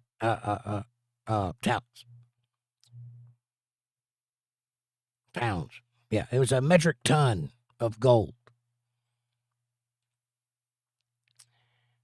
And the silver of them were numbered of the congregation was 100 talents, and 1,715 shekels. That's 1,775 shekels. What was it? 1,775 shekels of silver. So there's another ton of silver after the shekel of the sanctuary. A bekah for every man. I don't know what a bekah is. That is half a shekel. Okay, a bekah is half a shekel. After the shekel of the sanctuary, which is a pure shekel. It doesn't have a little nib bitten out of it. And it's made out of good whatever they make it out of. For every one that went to be numbered from 20 years old and upwards for 600,000, 3,550 men. That's a lot of men. 600,000, 3,500 men. So 603,500 men. And of the 100 talents of silver were cast the sockets of the sanctuary and the sockets of the veil, and 100 sockets of the 100 talents, a talent for a socket. So these are big, heavy sockets that these boards get bolted into. 75 pounds each. And of the 1,775 shekels, he made hooks for the pillars and overlaid their chapiters, or capitals, and filleted them. And the brass of the offering was 70 talents, so about a quarter of a ton, and 2,400 shekels. And therewith he made the socket of the door of the tabernacle of the congregation, and the brazen altar, and the brazen grate for it, and all the vessels of the altar, and all of the sockets of the court round about, and the sockets of the court gate, and all the pins of the tabernacle, and all the pins of the court round about. And of blue and purple and scarlet they made clothes for service, to do service in the holy place. And they made the holy garments for Aaron, as the Lord commanded Moses. And he made the ephod of gold, blue, and purple, and scarlet, and fine twined linen. That's the vest with the breastplate. And they did beat the gold into thin plates, and cut it into wires, to work it into the blue, and into the purple, and into the scarlet, and into the fine linen with cunning works. So this thing had gold lace running all through it. It was a very cumbersome little suit he had to wear, robes and a girdle and a breastplate and a funny hat and a staff, probably was breeches. Whew.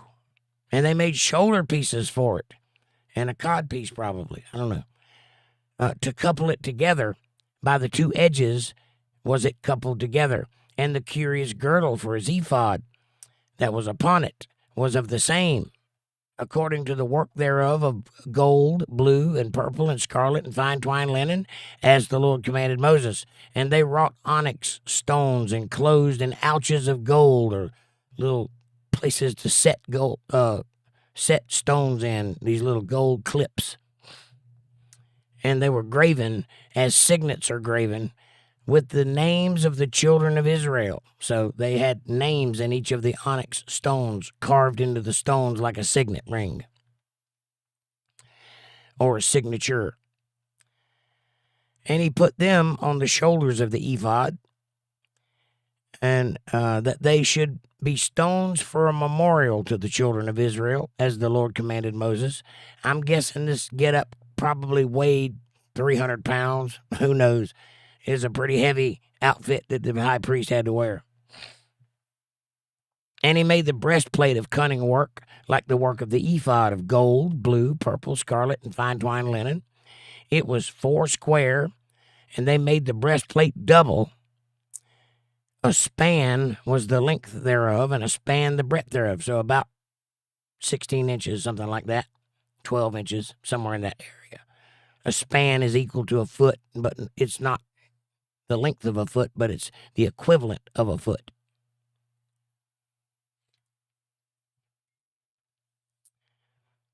And they set in it 4 rows of stones, like that. The first row was a sardius, a topaz, and a carbuncle. This was the first row. The second row was an emerald, a sapphire, and a diamond, big diamond, an expensive diamond. The third row was a ligure, an agate, and an amethyst. And the fourth row was a beryl, an onyx, and a jasper. They were enclosed in ouches of gold in their enclosings. So this was a very pretty golden breastplate with very beautiful birthstones on it, I guess. Kind of like birthstones. I don't know the significance of the stones, but they represent the tribes of Israel. 12 tribes, 3, 6, 9, 10, 11, 12. And the stones were according to the names of the children of Israel, 12 according to their names, like the engravings of the signet, every one with his name according to the 12 tribes. So each stone had their name on it. Whichever stone went with that tribe, their name was on that stone. So it was like a medal or like a name tag. This is who we are, And they made upon the breastplate chains at the ends of wreathen work for pure gold. And they made 2 ouches of gold and 2 gold rings, and put the 2 rings in the 2 ends of the breastplate. So the thing was held to the shoulder pads by a ring and chains. And then it was held to the cummerbund with rings and chains. And that's what kept it in place. And they put the 2 wreathen chains of gold into the 2 rings on the end of the breastplate. And the 2 ends of the 2 wreathen chains they fastened to the 2 ouches and put them on the shoulder pieces of the ephod before it, like I said. And they made 2 rings of gold and put them on the 2 ends of the breastplate upon the border of it, which was on the sides of the ephod inward. And they made 2 other rings and put them on the 2 sides of the ephod underneath, towards the forepart of it, over against the other coupling thereof, above the curious girdle of the ephod. So 2 chains going that way. And they did bind the breastplate by his rings unto the rings of the ephod with a lace of blue. So it not only had chains, but it had cloth lace too, that it might be above the curious girdle of the ephod, and that the breastplate might not be loosened from the ephod, as the Lord commanded Moses. And he made the robe of the ephod of woven work, wool, all of blue. And there was a hole in the midst of the robe like a poncho, and the hole of a habergeon like chainmail, with a band round about the hole, or piping, that it shouldn't rend or tear. So it was sewn together with a seam like a T-shirt has, like the collar of a T-shirt. It has a band around the hole, just like that. So they wore the robe like a poncho. They just put their head through it and then draped it over their bodies, and then wrapped the girdle around it, put the shoulder pieces on, and connected it all together with the breastplate, probably a belt, to hold it to the waist. So they definitely had breeches too, is what I'm saying. Or they were naked under there. Who knows? And they made upon the hems of the robe pomegranates of blue and purple and scarlet and fine twined linen. I added the word fine. It's not there. I don't know why I said it. And they made bells of pure gold, and put the bells between the pomegranates upon the hem of the robe round about between the pomegranates. A bell and a pomegranate, a bell and a pomegranate round about the hem of the robe, to minister in, as the Lord commanded Moses, because he likes bells and pomegranates. Bell, pomegranate, bell, pomegranate, bell, pomegranate. Do you get the picture? There's a bell, then a pomegranate, then another bell, and a pomegranate around the hem of the robe. A pomegranate and a bell. Bell, pomegranate. A bell and I'm sorry. And they made coats of fine linen of woven work, wool, for Aaron and for his sons, and a mitre, a hat of fine linen, and goodly bonnets of fine linen, and linens breeches of fine twined linen. So I told you they had breeches. And a girdle of fine twined linen, and blue and purple and scarlet and needlework, as the Lord commanded, because he wanted to laugh at the boys. They were dressed like girls. What? They had a bonnet on. I swear by my pretty floral bonnet, I will end you. And they made the plate of the holy crown of pure gold, and wrote upon it in writing, you think, like to the graving of a signet, holiness to the Lord. The plate, the one they pass around. I'm guessing.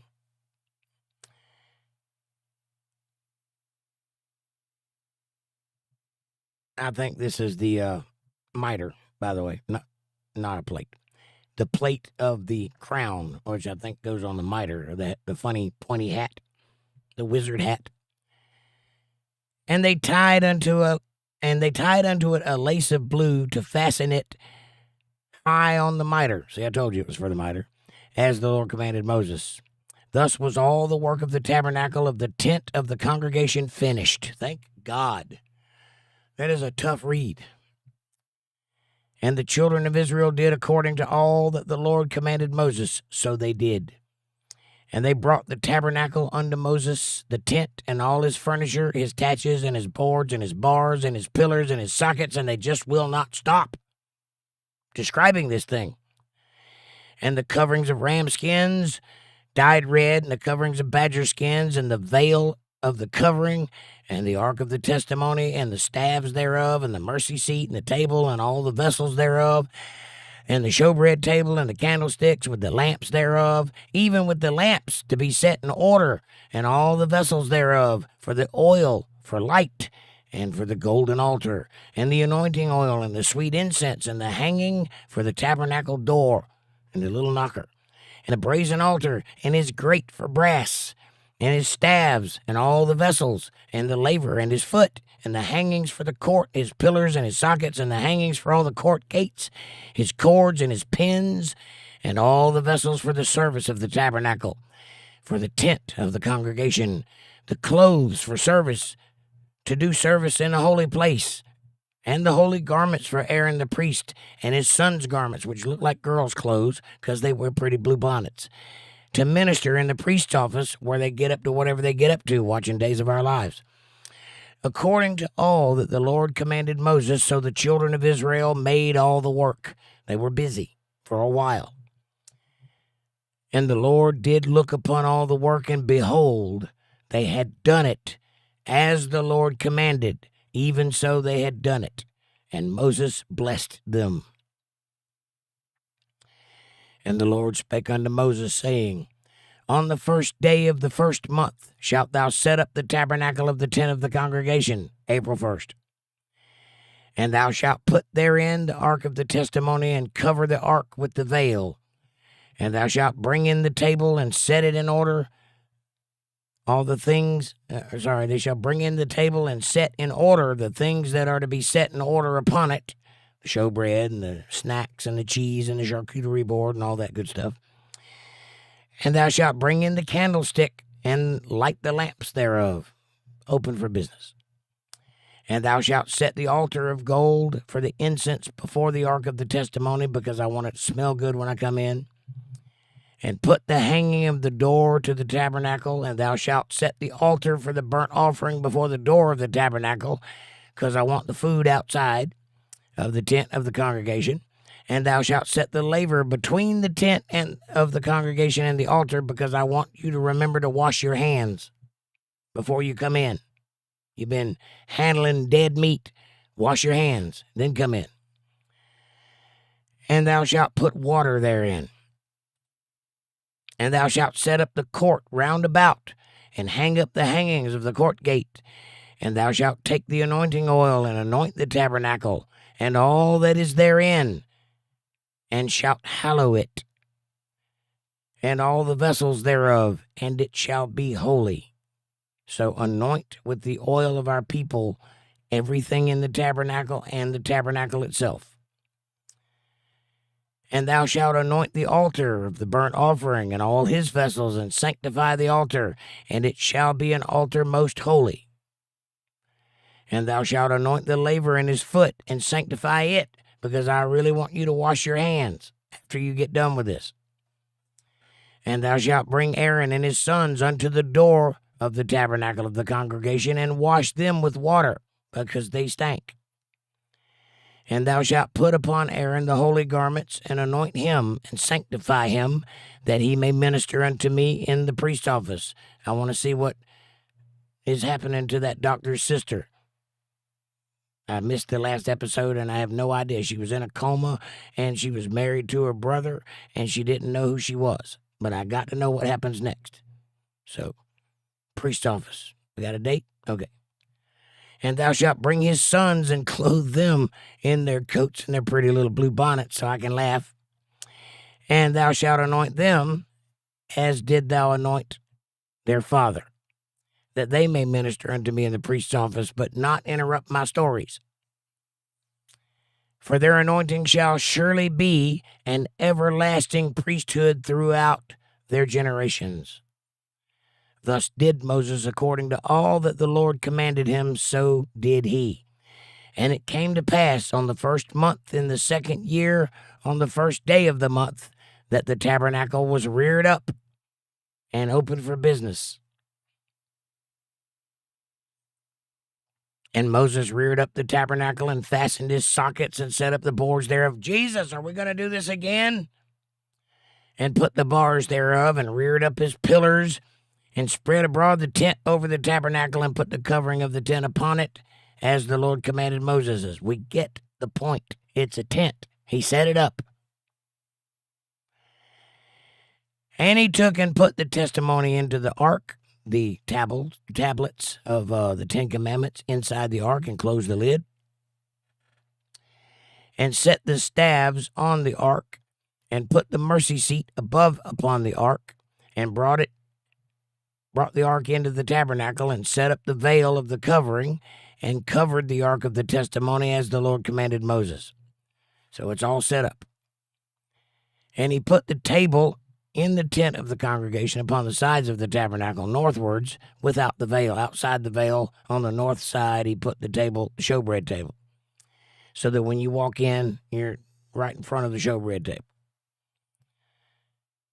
And he set the bread in order upon it before the Lord, as the Lord commanded Moses. And he put the candlestick in the tent of the congregation over against the table on the side of the tabernacle southward, so on the other side.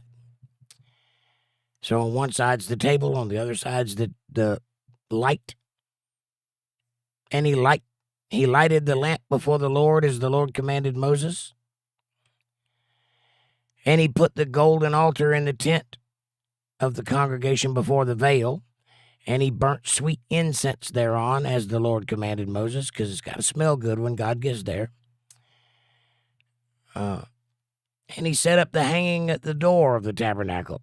And he put the altar of burnt offerings by the door of the tabernacle of the tent of the congregation, and offered upon it the burnt offering and the meat offering as the Lord had commanded Moses. And he set the laver between the tent of the congregation and the altar, and put water therein to wash withal, because he really wants you to wash your hands. You got to wash your hands if you're going to come in and watch stories with me. I don't want you in here smelling like meat. And Moses and Aaron and his sons washed their hands and their feet thereat. And when they went in to the tent of the congregation, and when they came near unto the altar, they washed, as the Lord commanded Moses, because he really wants you to wash your hands. This might seem like a duh moment, but remember, in the 1800s, a doctor was fired and sent to a mental institution, and he died there for suggesting they wash their hands before handling newborn babies, because they were handling the morgue in the morning and then delivering children in the afternoon, and couldn't figure out why so many people were dying. So he suggested they wash their hands, and that's how they reacted. They fired him. They called him crazy. They ruined his reputation. They sent him to a mental institution, and he took his own life. Think about that. 4,000 years ago, God was saying, if you handle dead things, wash your hands. It's almost like it's supposed to be that way.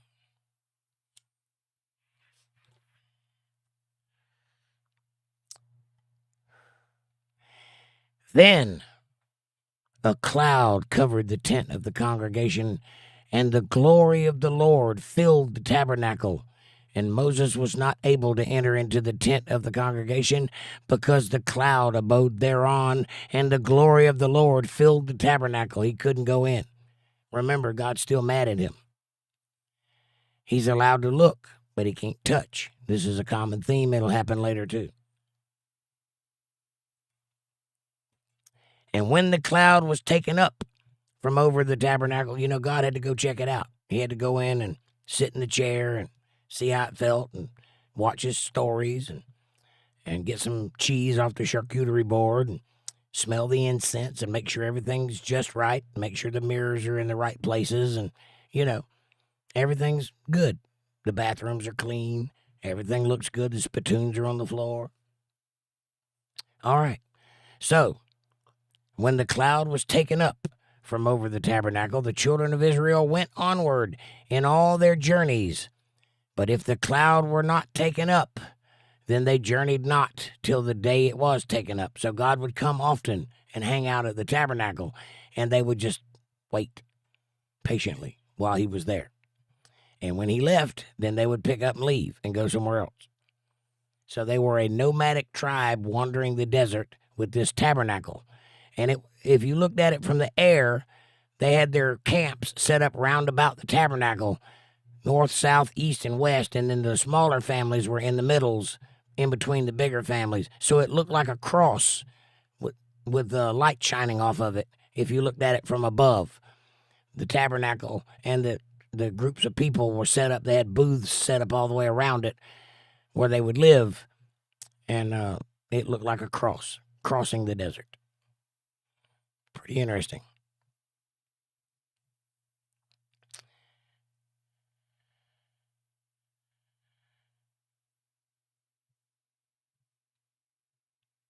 For the cloud of the Lord was upon the tabernacle by day, and fire was on it by night, in the sight of all the house of Israel throughout all their journeys. And that is the end of the book of Exodus, and we begin the book of Leviticus next Sunday, Lord willing, and the creek don't rise. That's where we're going to stop for today. We'll pick up next week. Leviticus chapter 1. This is the book of the law. We've had the book of the Exodus, and now we're going to talk about the law. And the law is very, very important. Man, what a fantastic read that was tonight. I hope that touched your heart. I hope that you enjoyed it. I hope that it was fun. I hope that it was informative and you could picture what I was trying to illustrate. I hope that you can see the tabernacle in your mind. And I hope that you think about that and ask God to come into your life. Reach out with both hands to your Father Almighty God. Ask him to come into your life. Ask him to fix what ails you. Ask him to help you with whatever you're troubled with. And he will. And if he won't, he'll send somebody like me that will. One way or another, we'll get you handled. While you're thinking about that, please do me a favor and hit that subscribe button and press the bell icon so you get notifications of when I'm going to be online. Smash that like button. It's free. It's effortless. It's right in front of you. And it really does help the channel with the algorithms. Helps us get recommended to other people. Would you do that, please? Share this video with somebody you love. Better yet, share with somebody you don't love. Bring them into the family. Make them part of the fold. Be part of their solutions, not part of their problems. Leave a comment down below and let me know what you're thinking about. Question me, curse me, bless me, challenge me, confront me, conform me, drink my Kool-Aid. Make your own Kool-Aid as long as you're thinking critical. That's what I want. Critical thought coming from that brain of yours. And hey, if you love the Word of God and you can see the value in what I'm trying to build here and you'd like to be part of that and you'd like to help me build it, well, consider joining the channel. Get yourself a J-tag. Stand out in the crowd. Have some authority in the room. Buy a t-shirt. Put a super chat in the chat box. But if you feel led to send tithes, offerings, or love offerings, and your heart is so inclined to do so, if God tells you to give, you can do that by going to paypal.me/jakejohnsonband or Cash App $JakeJohnsonband. Every little bit helps. It is a win-win. It is a blessing for me. Of course it is. But it's a blessing for you too. Why? Because as I've always illustrated, we live in a reciprocal universe, and God notices when you help his people do his work. I'm going to do everything in my power to be worthy of your support. I will answer all of your questions and comments. I will avail myself of you 24/7. I will be your dancing chicken, as always, right now. Okay, here I am, dancing away, Buck, buck, buck, buck, buck, buck, buck, buck, buck. There you go. What'd you think? Did you learn anything? Do you feel enlightened? Do you feel tired of talking about tatches and ouches and pins and straps and hooks and sticks? Whew. It's a lot of that. God was specific, is all I can say. He's very attentive to details. But that is the way it goes. All right, let's get back to the chat. April says, I've been married one time and I'm divorced, and I was with Kevin for 10 years. We were engaged, and he's the one who threw me out. April says, I've been a mess, but I'm taking one day at a time. I'm glad. I'm glad you're getting there, honey. You're doing good. Just keep stepping. And Judy says, that's awful, April. April says, he's a peacock, LOL. Amanda says, hugs, April. And yes, hugs. We love you. And April says, thanks, Judy and Amanda. If it's meant for us, then it will happen. But right now, I feel like all of what happened was for a reason, and I just got to stay positive. I've been a hermit since June.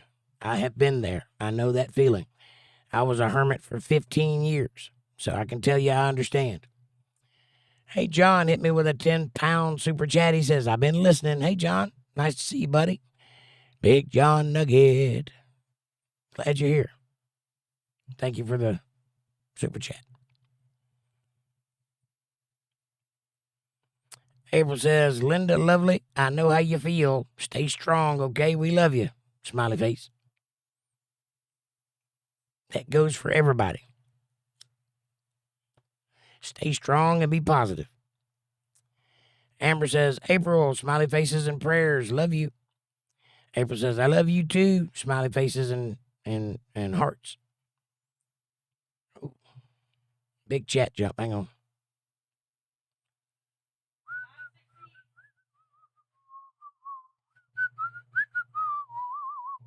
$9.16.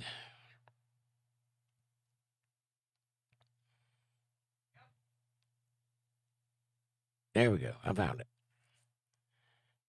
Amber says, I'm so thankful Jake is reading the good book. I'm fighting myself to say something other than peacock. No lie. I hear you, honey. I'm glad you're listening to the good book. That will cure what ails you if you allow it.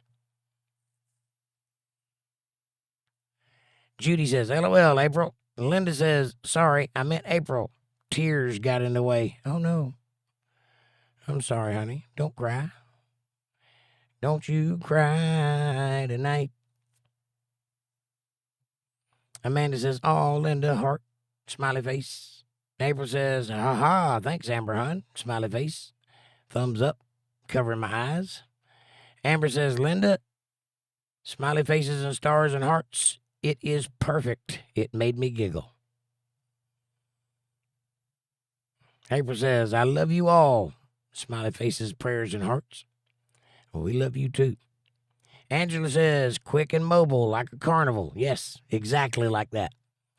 They could pick it up and move at I don't know, probably take them a couple of hours to tear it down and probably half a day to set it up right. Truth be told, audits. What's up, brother? Long time no see. How you doing? Brass is made with zinc and copper. Yes.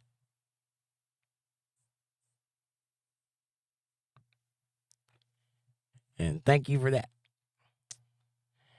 Amanda says, hi, Truth. Long time no see. Welcome back.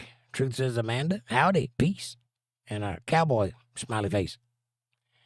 And Truth says, I've been around, Amanda. Well, how come you ain't said nothing? Amanda says, cherubims overall form the likeness of 4 living creatures, and this was their appearance. They had the likeness of a man, body and limbs. Their feet were straight. Their feet were straight feet, and the sole of their feet was like the sole of a calf's foot. A calf has hooves. and they sparkled like the color of burnished brass or highly polished bronze. And they had hands of men under their wings on their four sides. Wings each had 4 wings.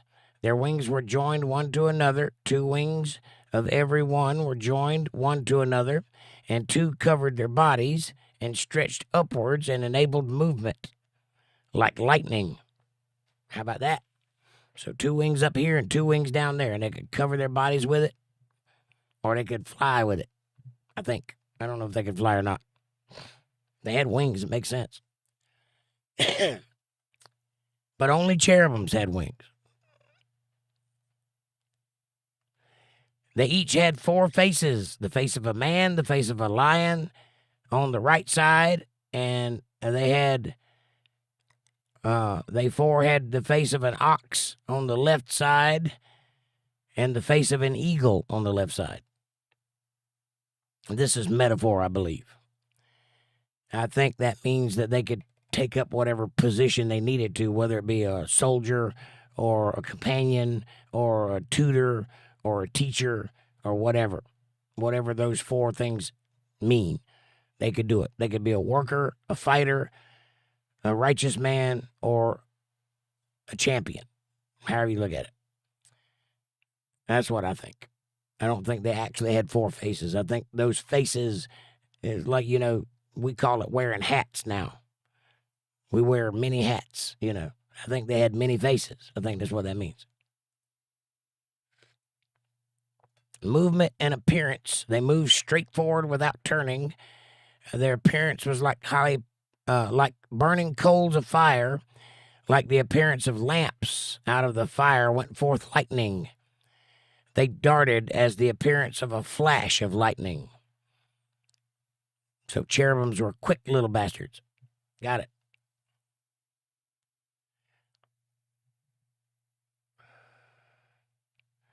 Amanda says, we'll talk more so we know truth, LOL. Amen.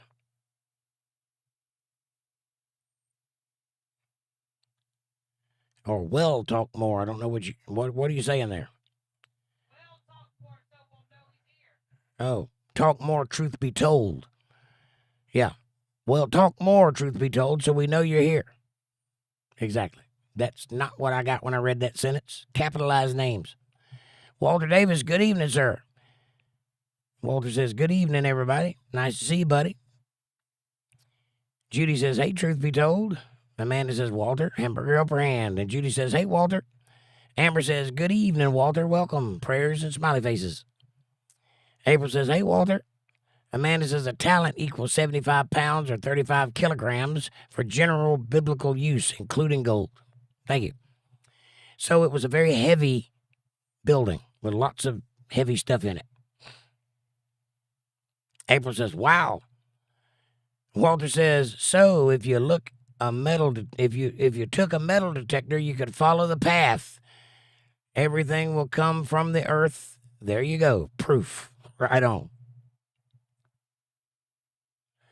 Apothecary refers to a perfumer or someone skilled in compounding or mixing ointments, perfumes, and spices and incense. It is not primarily a modern pharmacist dispensing medicines, though there is some overlap in preparing aromatic or medical substances. The Hebrew word rakah or similar means one who mixes spices, ointments, or ointment maker or perfume maker. Right. Yeah, it is like the modern pharmacy. A pharmacist does the same thing an apothecarist does, just in different materials. They mix things and make things. And Walter Davis says, good evening, everybody. April says, thanks, Amanda. Thumbs up, smiley face. Amanda says, you're welcome, April. And yes, sleep. That's me. I'm going to get some sleep. Got a big day tomorrow. Linda says, my posts won't post. Oh, no. I backed out and came back in, so I hope that worked. Me too. I'm sorry your posts aren't coming through. That's not my doing. YouTube blocks things for some reason, but I don't know why. And I can't seem to make them stop. I have complained. Amanda says, that's been doing it to me too, Linda. I just typed out 2-word comments and got my sentence out. LOL. I just see your backed out post, Linda. That's what I see too. My post won't post and I backed out and came back in. Linda says, I guess it worked. I hope so. Type it out, 2-word lines, Linda, says Amanda.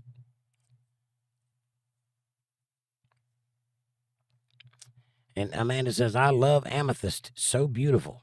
All of those stones are beautiful in their own right. Linda says, I'll be quiet. Don't be quiet. Say something. I'll be quiet, I guess. Don't be quiet. Say stuff. I want you to talk. And Amanda says, I'm sorry you can't get it out, Linda. And Judy says, it worked, Linda. Amanda says, send it to me in a message. It might let me post it. LOL if you want to. Linda says, no biggie. And Amanda says, okay, she. Okay, she. It says she. It does that to me. It changes words. Sometimes it'll let me see the word, sometimes it won't.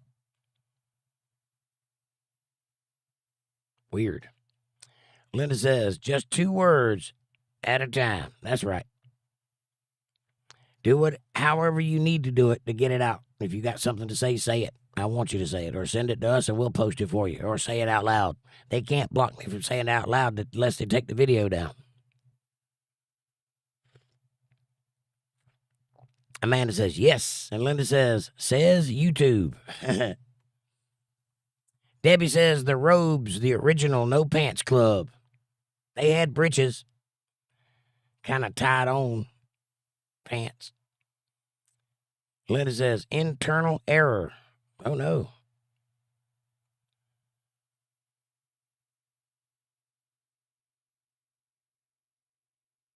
April says, truth be told, audits. Hey, I'm sorry I didn't see you till just now. Hugs and love. Good to see you, Heart. I think he just came in. Or he's been lurking for us. He's been lurking for us. Amy says, Jake, I sent you an article about the significance of a pomegranate. Thank you. I'll read it.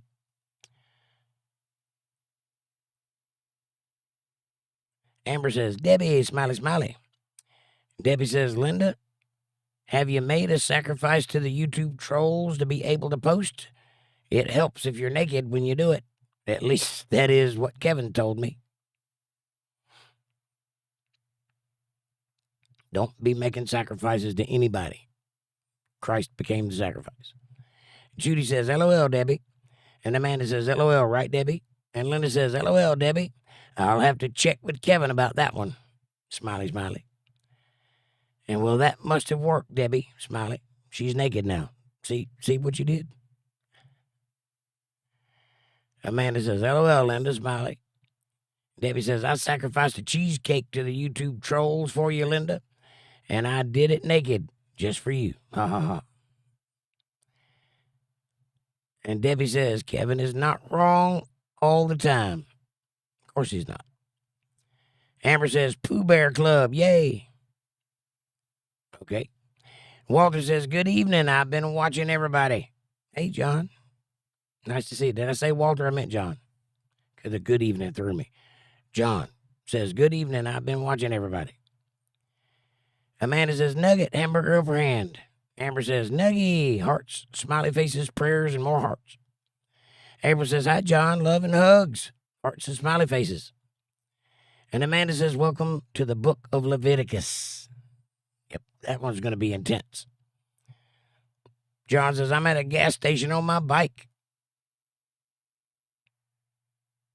Does your bike need gas?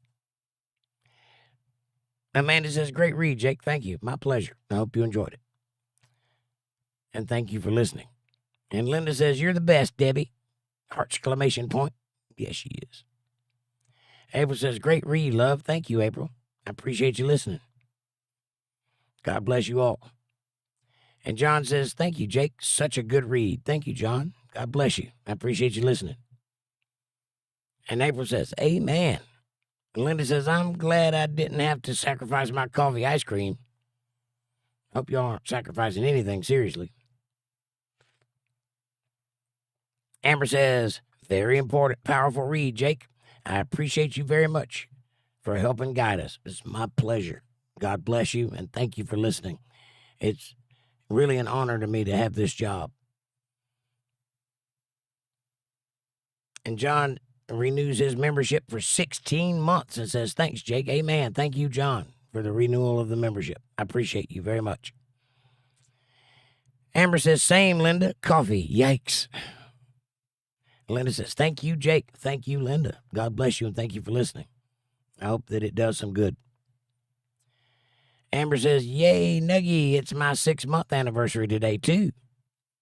Dancing girls, stars, birthday cakes, and hearts, and smiley faces. Amy says, thank you for reading, Jake. Love y'all. Good night. Thank you, Amy. God bless you, and thank you for listening, and have a great night. We'll see you next time. April says, so grateful for you, Jake and Amanda. Also, all the family here, I love you all true. May God bless us all. Hugs, smiley faces, prayers, and hearts. Thank you, April, and God bless you too. And I'm grateful for each and every one of you. You guys really have made my life a purpose, and I appreciate that. It means a lot to me. And I'm going to do everything in my power to be worthy of your support and your friendship and make it worth something. So thank you for that. I don't know yet.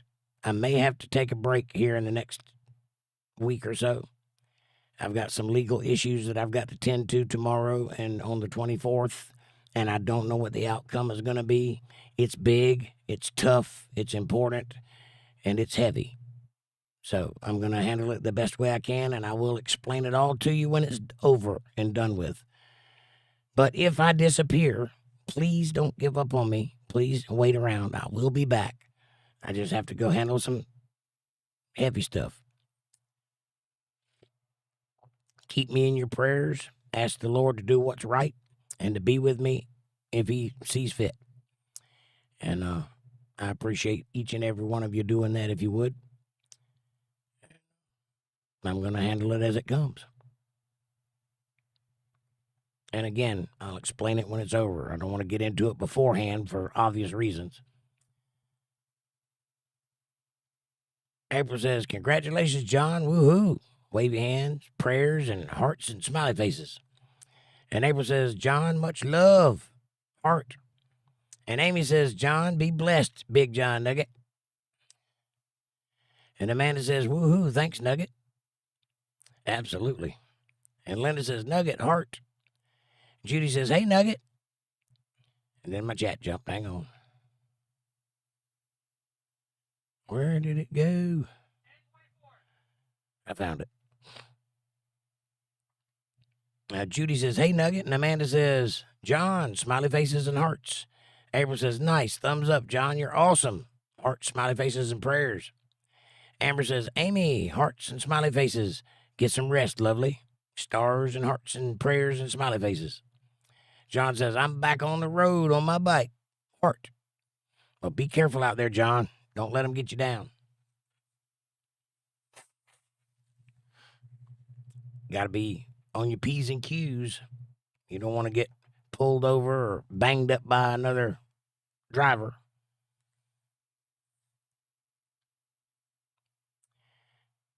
Amber says, Nugget, that's wonderful. And April says, be safe, John. Amber says, way to go, Nugget. Be safe, man. I'm glad you're out there moving, by the way, on your bike. If it's a motorcycle, less glad. If it's a bicycle, get that exercise, man. That'll get that heart working. John says, April, I will. 3.28. here in the morning. Sorry, 3:28 in the morning, a.m. Being careful. Yep.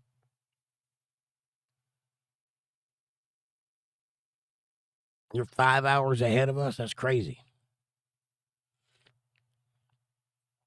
Or 4 hours. Amber says, Nugget, are you driving around right now or just able to move around now? I think he's riding his bicycle right now, which is good. And that's good exercise. Amber says, LOL, hamburger helper hand. That's right. That means hello in Untethered Livean. It's a push bike, Amber, says John. I guess that means bicycle. Amber says, Jake, I'm going to start a prayer chain for you and Miss Hammer. Thank you. I could appreciate that. I need all the prayers I can get right now. I got some heavy stuff on me, and it's been coming a long time, and it's something I got to deal with, so I'm going to go deal with it. And hope that the best outcome is that they leave me alone.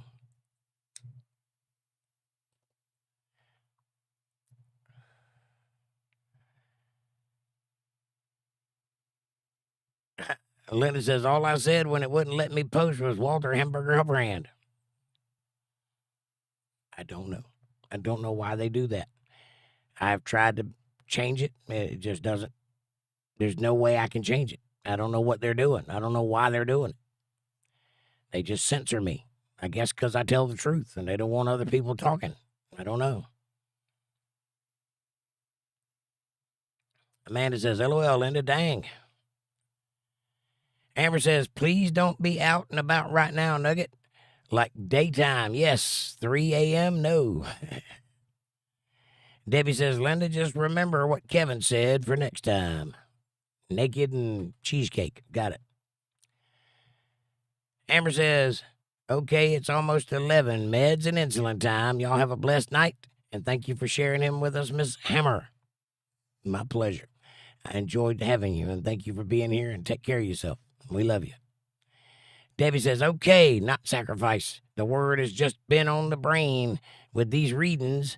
So can I say give food offering to the YouTube trolls? I mean, you say whatever you want to. I'm just pointing it out. Bible study and all that, you know.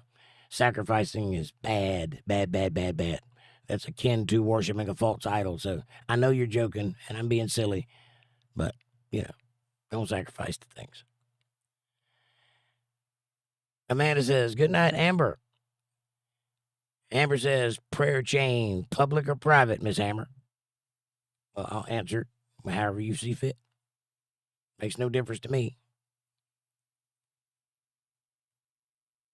If you're talking to God, it's public anyway, so. And Judy says, bye, Amber. And Amanda says, don't matter. Pray all the way. Prayers all the way. John says, good night, Amber, and everyone. 5 miles to go home. Heart.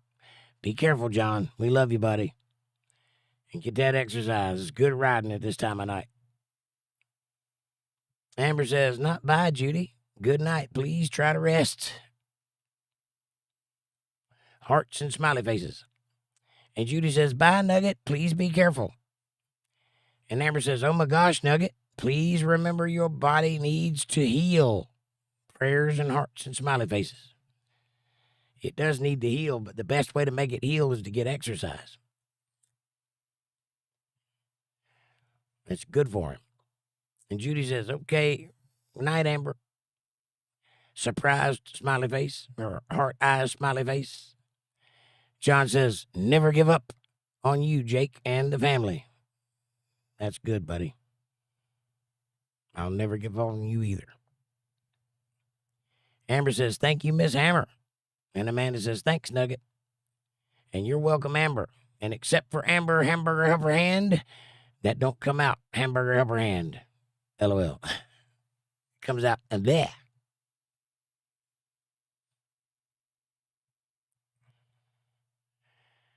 Amanda says, good night, all. Hopefully see y'all Wednesday night at 8:30 p.m. Eastern Standard Time right here on Untethered Live for a chill stream. Much love. Yes, I hope I'll be here Wednesday. I can't promise it because I don't know what's coming tomorrow, but I hope. And I'm going to do the best I can. And thank you all for your support, your love, and your help. It means everything to me. And I'm going to do my best to make that right all the way around. Linda says, good night, all. I love you all. Hearts, prayers, and hugs. I love you too, Linda. Thank you for being here. You guys have a great night. I'll see you on Wednesday, Lord willing. If he's on my side, I'll be here. Have a great night. God bless you all. Sleep tight. Don't let the bed bugs bite. Signing out, Jake Johnson. Until next time.